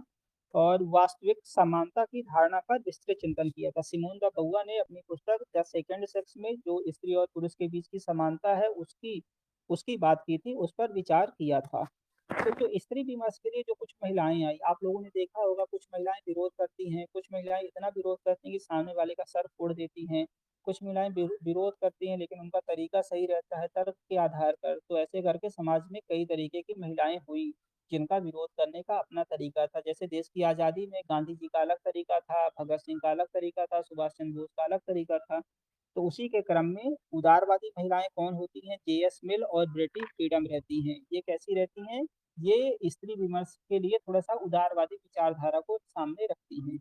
फिर फ्रेडरिक एंजल्स, इनकी पुस्तकें बहुत ज्यादा ना ध्यान रखना हो तो ना ध्यान रखो, क्योंकि नाम याद नहीं होगा, है ना। केवल इनके नाम को भी सुने रहो, क्योंकि एक प्रश्न बन चुका है, कौन समाजवादी से जुड़ा था, कौन उग्रवादी से, कौन उदारवादी से। तो फ्रेडरिक एंजल्स क्या रहती हैं? समाजवादी स्त्री विमर्श की बात करते हैं। फिर ईवा फिगेस आती हैं, ये उग्र नारीवादी थे। और ईगा फिगेस उग्र नारीवादी यानी कि ये नारियों के अधिकारों के लिए एकदम लड़ जाती थी, इनको एकदम से नारी का अधिकार ही केंद्र में हो जाता है, बाकी सारी चीजें अलग, है ना। जैसे आप लोगों ने देखा होगा ना, गुस्सैल व्यक्ति, उग्र टाइप का व्यक्ति, वो एकदम सिर्फ अपनी बात करता है, बाकी सारी चीजें साइड में। और जैसे केट मिलेट हो गया, है ना, तो इन कुछ का नाम ध्यान रखना है। फिर ये जो व्यक्ति रहते हैं अच्छा आगे चलते हैं। प्रभा खेतान ने एक पुस्तक लिखी थी, उपनिवेश में स्त्री मुक्ति कामना की 10 वार्ताएं। ये किसकी पुस्तक है? प्रभा खेतान की पुस्तक है। फिर स्त्री आत्मकथा की बात किया जाए तो जो शुरुआत होती है तो इस पूर्णा देवी रहती हैं, इन्होंने अबलाओं का इंसाफ नाम से आत्मकथा लिखी, और ये जो आत्मकथा चांद पत्रिका में 1927 में प्रकाशित होती है। मैरी एलवन ने थिंकिंग अबाउट वीमन लिखा 1968 में। वर्जीनिया वुल्फ ने अ रूम ऑफ वंस ओन 1929 में लिखते हैं। और जो सिमोन का बउआ की पुस्तक रहती है द सेकेंड सेक्स, है ना, 1949 की, इसी का अनुवाद हिंदी में कौन करता है? प्रभा खेतान करती हैं, स्त्री उपेक्षिता के नाम से, है ना। The second sex Simone de Beauvoir की पुस्तक में स्त्री पुरुष की समानता के बारे में चिंतन किया गया था, विस्तृत व्याख्या की गई थी। और उसी व्याख्या को हिंदी में स्त्री उपेक्षिता के नाम से किसने किया? प्रभा खेतान ने किया है। ये स्टेटमेंट पूछा जाता है। प्लस अब आगे कुछ रचनाएं हैं ईस्वियों से संबंधित। नासिरा शर्मा ने क्या लिखा है? औरत के लिए औरत, 2007 में। रमणिका गुप्ता लिखती हैं कि स्त्री मुक्ति संघर्ष और इतिहास, क्योंकि रमणिका गुप्ता हमारे सिलेबस में लगी है तो ध्यान रखिएगा, स्त्री मुक्ति संघर्ष और इतिहास। नीरजा माधव क्या लिखती हैं? हिंदी साहित्य का ओझल नारी इतिहास। मृणाल पांडे लिखती हैं परदी पर स्त्री, और देश की राजनीति से देश की राजनीति तक, और जहां औरत बढ़ी जाती है। दुष्यंत कुमार क्या लिखते हैं? स्त्रियां पर्दे से प्रजातंत्र तक। राजेंद्र यादव क्या लिखते हैं? तो राजेंद्र यादव को ध्यान रखना है, आदमी की निगाह में औरत। और मैत्रेयी पुष्पा लिखती है, खुली खिड़कियां सुनो मालिक सुनो। तो ये कुछ मुझे ऐसा लगा कि महत्वपूर्ण है, तो मैंने इनको नोट डाउन कर दिया है, तो इनको तो कम से कम देख ही लेना। फिर आदिवासी विमर्श में हमें बहुत ज्यादा दिमाग नहीं लगाना है। आदिवासी विमर्श के बारे में भी 3 तरह की विचारधारा चलती थी। सबसे पहला प्रश्न ये आता है कि हालांकि ये है, आदिवासी विमर्श की बात मैं करूं, या तो मैं दलित विमर्श की बात करूं, या तो मैं किन्नर विमर्श की बात करूं, या तो मैं स्त्री विमर्श की बात करूं, तो इन चारों विमर्शों में से एक ऐसा प्रश्न आएगा कि हम किस रचना को बोलेंगे कि ये आदिवासी विमर्श से संबंधित है कि ये स्त्री विमर्श से संबंधित है। तो आदिवासी विमर्श के संबंध में 3 पॉइंट आते हैं। पहला पॉइंट क्या आता है, गैर आदिवासी लेखक। जैसे हम लोग जो कि आदिवासी नहीं हैं, अगर हम आदिवासियों के बारे में कुछ लिखते हैं, आदिवासियों के विषय में कुछ लिखते हैं, तो हम कैसे हों, कौन से लेखक हैं, हम गैर आदिवासी लेखक हैं और आदिवासियों के बारे में लिखते हैं। एक विचारधारा ये हो गई कि ऐसे व्यक्ति जो आदिवासी नहीं हैं, उन्होंने आदिवासियों के बारे में आदिवासी साहित्य लिखा। दूसरी अवधारणा क्या है कि कोई एक ऐसा व्यक्ति जो आदिवासियों के बीच में पैदा हुआ, यानी कि वो आदिवासी है और आदिवासियों को जो भी कष्ट होता है उनको वो अनुभव करता है, सहानुभूति यानी कि खुद भी फेस करता है। यानी कि कोई भी आदिवासी व्यक्ति जो आदिवासियों को होने वाली प्रॉब्लम को फेस करता है, वो जो लिखता है, तो वो एक दूसरा साहित्य होगा, या तो इसे आदिवासी साहित्य माना जाए। पहला कि जो गैर आदिवासी व्यक्ति लिखते हैं, क्या उसे आदिवासी साहित्य माना जाए। दूसरा आया कि जो व्यक्ति खुद आदिवासी है, आदिवासियों की सहानुभूति को झेला है, उसके साहित्य को आदिवासी साहित्य माना जाए। प्लस एक तीसरी विचारधारा आती है कि कोई भी रचना जिसमें आदिवासियत हो, यानी कि कोई भी रचना जिसमें आदिवासी विमर्श की बात किया जाए, आदिवासियों के शोषण की बात की जाए, आदिवासियों के उत्थान की बात किया जाए, तो वो सभी साहित्य क्या होगा, आदिवासी साहित्य होगा। जो इसकी तीसरी व्याख्या है, उसी को फिर बाद में आगे चल के लोगों ने अपनाया। अभी भी कुछ लोग हैं, कुछ लोग बोलते हैं कि तुम ब्राह्मण हो, तुम वैश्य हो, तुम्हें क्या पता कि आदिवासियों की संस्कृति क्या है, आदिवासियों को किन चीजों की प्रॉब्लम को फेस करना पड़ता है। तो अभी भी कुछ लोग आते हैं, इस चीज को बोलते हैं कि कोई एक सवर्ण व्यक्ति आदिवासी विमर्श पर किताब कैसे लिख सकता है, आदिवासी विमर्श को उस तरीके से कैसे वर्णित कर सकता है। ये नहीं होना चाहिए, इनके द्वारा लिखा गया साहित्य आदिवासी साहित्य नहीं। तो बीच बीच में कुछ ऐसे एकदम उग्रवादी लोग हैं, ऐसी चर्चा करते हैं, लेकिन नॉर्मली हिंदी साहित्य में ऐसी कोई भी रचना जिसमें आदिवासियत का तत्व है, आदिवासी विमर्श के बारे में चर्चा की गई है, उस सभी को हम आदिवासी साहित्य के या आदिवासी विमर्श के अंतर्गत शामिल करते हैं। लेखक को नहीं देखते हैं, एक तरह से यही मानते हैं लेखक का अंत हो गया है, रचना को केंद्र में रखते हैं कि पर्टिकुलर रचना आदिवासियों के बारे में क्या बोलती है। तो यही है उत्तर आधुनिकतावादी विमर्श। उत्तर आधुनिकतावादी क्या है कि लेखक की मृत्यु हो गई, अब लेखक ने कुछ लिख दिया, लेखक चला गया, अब लेखक की बात मत करो, अब रचना को देखो, इस रचना में लेखक ने क्या लिखा है। तो इन तीनों पॉइंटों को ध्यान रखिएगा। फिर आता है 14 से 15 जून 2014 को रांची झारखंड में एक आयोजन होता है, जिस कौन करता है, भारतीय आदिवासी समूह करता है। और यह सम्मेलन आदिवासी साहित्य का रांची घोषणा पत्र के नाम से जाना जाता है। कब होता है, 2014 में। ध्यान रखिएगा, रांची घोषणा पत्र किससे संबंधित है, आदिवासी आदिवासी साहित्य से संबंधित है। और किनके द्वारा ऑर्गेनाइज होता है, भारतीय आदिवासी समूह के द्वारा। कहाँ होता है, रांची झारखंड में। कब होता है, 2014 को। है दलितों की समस्या मुख्यतः, अब ध्यान रखिएगा, दलित विमर्श कह के हमें कंफ्यूज होता है, हम कंफ्यूज हो जाते हैं कौन दलित है कौन आदिवासी है। तो जो दलित हैं, दलितों की जो प्रमुख समस्या थी वो क्या थी, सामाजिक थी। दलितों को क्या है, सामाजिक बहिष्कार मिलता है कि हमारे बाजू में देखो कोई दलित रहता है और हम उसको छूते नहीं, उसका छुआ पानी नहीं मिलते। तो उसको लगता है कि यार समाज में मेरा कोई वो नहीं है, मेरा बहिष्कार कर रहा है समाज। तो दलितों की समस्या क्या है, सामाजिक है। लेकिन जबकि आदिवासियों की समस्या क्या है, उनकी समस्या क्या है, भाषाई और संस्कृति है। क्योंकि जो हमारे देश में जो आदिवासी हैं, आदिवासियों की खुद की अपनी भाषा है, आदिवासियों की खुद की अपनी संस्कृति है ना, और आदिवासियों के खुद के अपने देवी देवता, यानी कि आदिवासियों का पूरा कल्चर ही खुद का है। और आदिवासियों को इसी चीज का डर है कि उनकी संस्कृति, उनका कल्चर, उनकी भाषा, इन सबका क्या हो रहा है, समाप्ति हुई जा रही है, इन सबका समापन हुआ जा रहा है। तो आदिवासी साहित्य के केंद्र में क्या है, उनकी भाषा, उनकी संस्कृति है। दलित के केंद्र में क्या है, सामाजिकता है। फिर दूसरा अंतर क्या है, दलित साहित्य आत्म की प्रधानता, यानी दलित साहित्य खुद की बात करता है कि यानी कि मैं दलित हूँ, मेरे अधिकार का शोषण नहीं होना चाहिए, मुझे कोई छुआछूत का आरोप न लगाए, है ना। तो वो खुद की बात करता है दलित साहित्य। लेकिन अगर आदिवासी साहित्य में चले जाए, तो आदिवासी अपने समूह की बात करता है कि हमारा ये जो 100 घर का समूह है, इसका अस्तित्व बना रहे, इसकी भाषा बनी रहे, इसकी संस्कृति बना रहे। तो ध्यान रखना कि ये पॉइंट दोनों में, है ना, कि दलित क्या बोलते हैं, आत्म खुद की बात करते हैं, लेकिन जबकि आदिवासी किसकी बात करते हैं, समूह की बात करते हैं। तो आदिवासियों के केंद्र में सामूहिकता है, एक ग्रुप है, जबकि दलितों के केंद्र में कौन है, व्यक्ति है ना। फिर आदिवासियों से संबंधित कुछ पुस्तकें हैं, तो रमणिका गुप्ता, आप देखो रमणिका गुप्ता आदिवासी नहीं है, लेकिन ये दलितों के ऊपर भी किताबें लिखी हैं, दलितों के ऊपर भी काम किया है, आदिवासियों के लिए भी काम किया है। तो आदिवासी शौर्य और विद्रोह, आदिवासी साहित्य यात्रा, आदिवासी अस्मिता का संकट और आदिवासी लेखन एक उभरती चेतना। हरिराम मीणा की पुस्तक है आदिवासी दुनिया और डांग। फिर गणेश देवी लिखते हैं, घुमंतु हैं पर चोर नहीं। गंगा सहाय मीणा लिखते हैं आदिवासी साहित्य विमर्श। ये कुछ महत्वपूर्ण है। हालांकि आपको ये दोनों पॉइंटों को ध्यान रखना है कि आदिवासी और दलित के जो अंतर के हमने दोनों पॉइंट रखा है। कुछ कोई अगर आप आपसे पूछे कि दलित विमर्श क्या है, आदिवासी विमर्श क्या है, तो आप लोग बता सकते हो कि दलितों की जो मुख्य समस्या है सामाजिक है, और आदिवासियों की जो मुख्य समस्या है तो भाषाई और सांस्कृतिक है। और दलित साहित्य में आत्म की प्रधानता होती है, यानी व्यक्ति की प्रधानता होती है, जबकि आदिवासी विमर्श में समूह की प्रधानता होती है।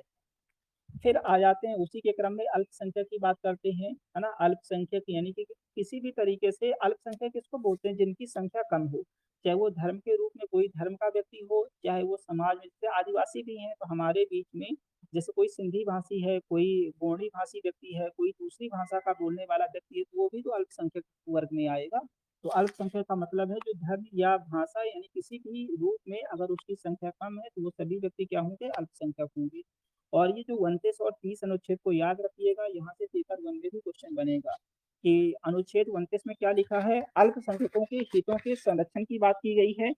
अल्पसंख्यक के हितों का संरक्षण, भाषा लिपि व संस्कृति संरक्षण, यानी कि कोई भी जो अल्पसंख्यक होगा, अब देखो अल्पसंख्यक आदिवासी भी हो सकता है, तो आदिवासियों की भाषा लिपि व संस्कृति का संरक्षण किया जाएगा। अल्पसंख्यक अगर कोई धर्म का व्यक्ति है तो उसकी भी भाषा लिपि और संस्कृति का संरक्षण किया जाएगा। फिर अनुच्छेद 30 क्या बोलता है, शिक्षा संस्थानों की स्थापना और प्रशासन का अधिकार। अगर कोई भी भाषा रूप से या धर्म के रूप में अल्पसंख्यक व्यक्ति है तो वो अपने खुद का स्कूल खोल सकता है और उस स्कूल का प्रबंधन यानी मैनेजमेंट भी खुद ही देख सकता है। ये कहाँ है, 30 में है। अनुच्छेद 350 में ए में 350 के ए में क्या लिखा है कि अगर भाषाई अल्पसंख्यक समूह को यानी कि गौड़ जनजाति का अगर कोई भी व्यक्ति है उसकी बोली क्या है, गौड़ी है, तो सरकार का यह कर्तव्य होगा कि वो उस समुदाय के व्यक्ति की प्रारंभिक शिक्षा किसमें दे, गौड़ी बोली में दे या फिर गौड़ी भाषा में दे। इसी तरह अगर कोई दूसरे समुदाय का व्यक्ति है यानी कि किसी भी धर्म या समुदाय का कोई भी व्यक्ति है, उसकी जो मातृभाषा है, सरकार का ये दायित्व होगा वह उसकी शिक्षा उसकी ही मातृभाषा में उसकी प्रारंभिक शिक्षा दे। फिर अनुच्छेद 350 बी में क्या बोला गया है कि ये जो भाषाई अल्पसंख्यक होंगे इनके लिए कोई एक अधिकारी की नियुक्ति की जाएगी जो क्या करेगा, उनके अधिकारों की देखरेख करेगा, है ना। कि अगर किसी को भाषा के रूप में तिरस्कृत किया जाता है तो वो जाके उस अधिकारी के पास जाके शिकायत कर दे। फिर इस पॉइंटों को थोड़ा सा अलग से इससे ध्यान रखना कि अगर धर्म के रूप में देखा जाए तो हमारे भारत में 6 लोग हैं जिन्हें हम अल्पसंख्यक में काउंट करते हैं। कौन कौन, मुस्लिम हो गए, ईसाई हो गए, सिख हो गए, बौद्ध हो गए, पारसी हो गए और जैन हो गए। जैनों को कब शामिल किया गया था, 27 जनवरी 2014 को।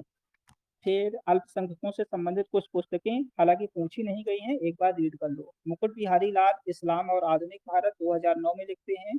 पद्मश्री मुजफ्फर ये खतरे अल्पसंख्यकवाद के, हुसैन लिखते हैं इस्लाम और शाकाहार 2015 में।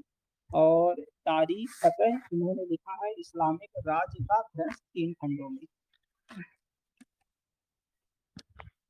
इसके बाद का जो अब हमारा पेज है, यहाँ से तो 1 या 2 प्रश्न, एक तो कन्फर्म है, 110% हमसे पूछा ही जाएगा। तो बाकी टॉपिक एक तरफ, इसको आप एक तरफ करके याद कर सकते हो। हाँ, यही लिखा है ना, ब्रह्म समाज की स्थापना। ब्रह्म समाज की स्थापना 1828 में कौन करता है, राजा राम मोहन राय करते हैं, है ना। कब होती है, 1828 में, कहाँ होती है, कलकत्ता में होती है, राजा राम मोहन राय के द्वारा। इसके बाद हमें ये पॉइंट ध्यान रखना है कि धर्म समाज के ही विरोध में, धर्म समाज बोलता हूँ, ब्रह्म समाज के ही विरोध में क्या होता है, धर्म सभा की स्थापना होती है 1830 में, है ना। ब्रह्म समाज के जस्ट 2 साल बाद 1830 में कलकत्ता में ही कौन करता है, राधाकांत देव, है ना। ब्रह्म समाज आता है, ब्रह्म समाज की बातें इन्हें पसंद नहीं आती तो इन्होंने धर्म सभा की स्थापना करते हैं 1830 में कलकत्ता में। फिर अगर ब्रह्म समाज को देखा जाए तो 1867 में ब्रह्म समाज 2 भागों में बढ़ जाता है। एक होता है आदि ब्रह्म समाज जिसका नेतृत्व देवेंद्र नाथ टैगोर करते हैं, और दूसरा हो जाता है भारतीय ब्रह्म समाज जिसके नेतृत्वकर्ता कौन रहते हैं, केशव चंद्र सेन। तो अगर आपसे ये भी पूछा जाएगा तो ये तीनों व्यक्ति भी ब्रह्म समाज से जुड़े हुए हैं। देखो ब्रह्म समाज की स्थापना तो राजा राम मोहन राय करते हैं। राजा राम मोहन राय के बाद उत्तराधिकारी जो होते हैं, उत्तराधिकारियों की विचारधारा में अंतर होता है और उस चीज का बंटवारा होता है। तो एक होता है आदि ब्रह्म समाज, उसमें देवेंद्र नाथ टैगोर के नेतृत्व में वो काम करता है, और भारतीय ब्रह्म समाज केशव चंद्र सेन के नेतृत्व में काम करता है। तत्वबोधनी सभा की स्थापना 1839 में कलकत्ता में देवेंद्र नाथ ठाकुर करते हैं। प्रार्थना समाज की स्थापना 1867 में बम्बई में केशव चंद्र सेन के सहयोग से रनाडे और आत्माराम पांडुरंग करते हैं। वेद समाज की स्थापना 1863 में मद्रास में केशव चंद्र सेन करते हैं। सत्यशोधक समाज की स्थापना 1873 में पुणे में ज्योतिबा फुले करते हैं। अब देखो, ज्योतिबा फुले और सावित्रीबाई फुले दोनों पति पत्नी थे।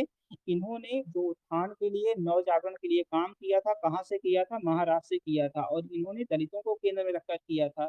और इन्हीं के कारण जो दलित साहित्य है वो नव जागरण की शुरुआत कहाँ से मानता है? महाराष्ट्र से मानता है, पुणे से मानता है। आर्य समाज की स्थापना 1875 में बंबई में होती है। दयानंद सरस्वती करते हैं। दयानंद सरस्वती की पुस्तक है सत्यार्थ प्रकाश, जो कि खड़ी बोली हिंदी में लिखी जाती है। थियोसोफिकल सोसाइटी की स्थापना 1882 में अडियार यानी कि मद्रास में होती है। ब्लावास्की और कर्नल अल्काट मिलकर करते हैं। फिर रामकृष्ण मिशन की शुरुआत 1897 में बेलूर कोलकाता से ही होती है। स्वामी विवेकानंद ने रामकृष्ण मिशन की शुरुआत की थी। रामकृष्ण कौन थे? स्वामी विवेकानंद के गुरु थे। इसके अलावा कुछ और पॉइंट हैं। कोलकाता स्कूल बुक सोसाइटी की स्थापना 1817 में होती है। आगरा स्कूल बुक सोसाइटी की स्थापना 1833 में होती है। ये दोनों पॉइंट है ना, ये पॉइंट पेपर 1 के भी नजरिए से महत्वपूर्ण है। फिर अगर देखा जाए खड़ी बोली का जो प्रारंभिक रूप है, तो लल्लू लाल ने प्रेम सागर लिखा था, इसको हमने शुरू में ही बात किया था। और सदन मिश्र ने नासिक यथोपाख्यान यानी चंद्रावती लिखा था। और लल्लू लाल और सदन मिश्र दोनों किससे संबंधित थे? फोर्ट विलियम कॉलेज से संबंधित थे ना। और गिल क्राइस्ट ने पुस्तक लिखी थी a dictionary of English and Hindustani. ये तीनों व्यक्ति एक किससे संबंधित थे? फोर्ट विलियम कॉलेज से। गिल क्राइस्ट क्या थे? हिंदी भाषा, हिंदी या हिंदुस्तानी भाषा विभाग के अध्यक्ष थे। और लल्लू लाल सदन मिश्र दोनों भाषा मुंशी थे। फिर सर सैयद अहमद खान ने हिंदी को क्या बोला? गवारू बोली बोला। गारसाद अब्बासी ने हिंदी को भद्दी बोली बोला। और थॉमस रॉक ने हिंदी को हिंदुस्तान की महाभाषा कहा। फिर एक शब्द है ना, यहाँ लिखा है तो देख लो, बिंबवाद है ना। बिंबवाद की संज्ञा सर्वप्रथम किसने दी थी? एजरा पाउंड ने। यानी बिंबवाद शब्द किसने दिया था? एजरा पाउंड ने दिया था। और इनकी पुस्तक का नाम है एजरा पाउंड की एबीसी ऑफ रीडिंग।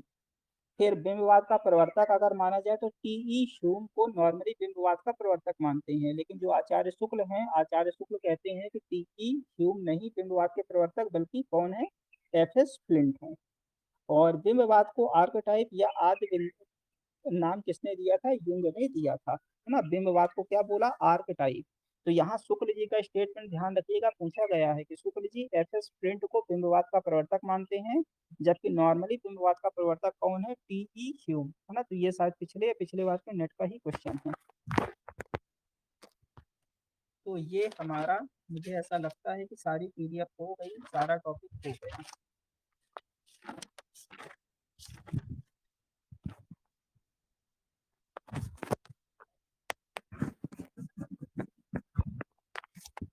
ठीक है।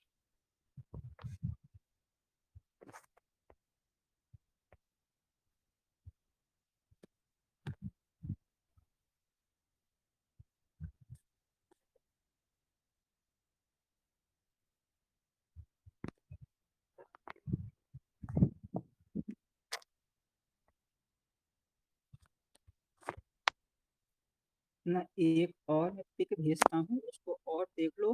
वो यूनिट 2 में भी काम, वो यूनिट 3 में भी काम देगी और यूनिट 4 में।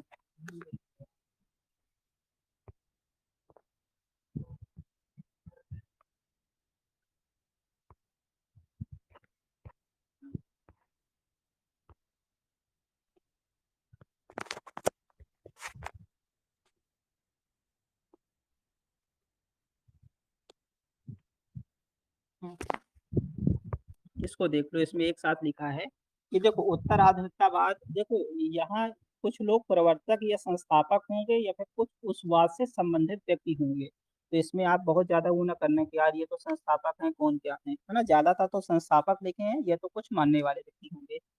तो उत्तर आधुनिकतावाद को हमने ल्योतार को पढ़ा ही था। इनका पूरा नाम ये क्या था? फ्रंकोइस ल्योतार है। अति यथार्थवाद किसने दिया है? आंद्रे बेता ने दिया है। दादावाद किससे संबंधित है? क्रिस्टन जारा ने। अस्तित्ववाद के प्रवर्तक कौन है? सोरेन किरकेगार्ड हैं। संरचनावाद के प्रवर्तक कौन थे? सोस्योर आते हैं। उत्तर संरचनावाद के प्रवर्तक रोला बर्थ और माइकल फुको आते हैं। कला कला के लिए विक्टर कजिन बोलते हैं। आलोचनात्मक यथार्थवाद जॉर्ज लुकास ने दिया। जादुई यथार्थवाद बुआलो ने दिया। फ्रांस में प्रतीकवाद, ये ध्यान रखिएगा, प्रतीकवाद से संबंधित 3-4 पॉइंट। फ्रांस में प्रतीकवाद वाडलेयर का है। इंग्लैंड में प्रतीकवाद किसने दिया? विलियम वाडलेयर एट्स ने दिया। बिंबवाद किसका है? टी.ई. ह्यूम का है। आचार्य रामचंद्र शुक्ल के अनुसार बिंबवाद का प्रवर्तक कौन है? एफ.एस. फ्लिंट हैं। और सर्वप्रथम बिंबवाद शब्द किसने दिया था? एजरा पाउंड ने दिया था। मिथ की समीक्षा से संबंधित कौन है? नार्थर फ्राई हैं। मार्क्सवाद कार्ल मार्क्स और फ्रेडरिक एंजल्स प्रवर्तक हैं। मनोविश्लेषणवाद के सिगमंड फ्राइड हैं। तो रूपवाद की शुरुआत रूस से होती है, इसे हम रूसी रूपवाद के नाम से भी जानते हैं, विक्टर स्लोवास्की ने किया था। और विखंडनवाद का प्रारंभ किसने किया था? संस्थापक कौन थे? जॉक देरिडा थे और इनका समर्थन पॉल डी मैन करते थे। तो इन पॉइंटों को भी ध्यान रखना है हमें। यहाँ से भी अगर ऐसा कोई प्रश्न बनता है तो कर लो आप, है ना? ठीक है, तो मुझे ऐसा लगता है कि हम लोगों ने करीब करीब चीजें देख ली हैं। एक आप लोगों को ये कहीं मिलेगा उसमें सरस्वती पांडे में आखिरी में कि कुछ शब्द थे नई समीक्षा में, जैसे अंतर विरोध शब्द किसने दिया था? तो क्लिंट ब्रुक्स ने दिया था। तनाव शब्द एलन टेटे ने दिया था। विरोधाभास शब्द रॉबर्ट बेन वारेन ने दिया था। और विडंबना या विसंगति शब्द क्लिंट ब्रुक्स ने दिया था। और अनेकार्थता शब्द विलियम एम्सन ने दिया था।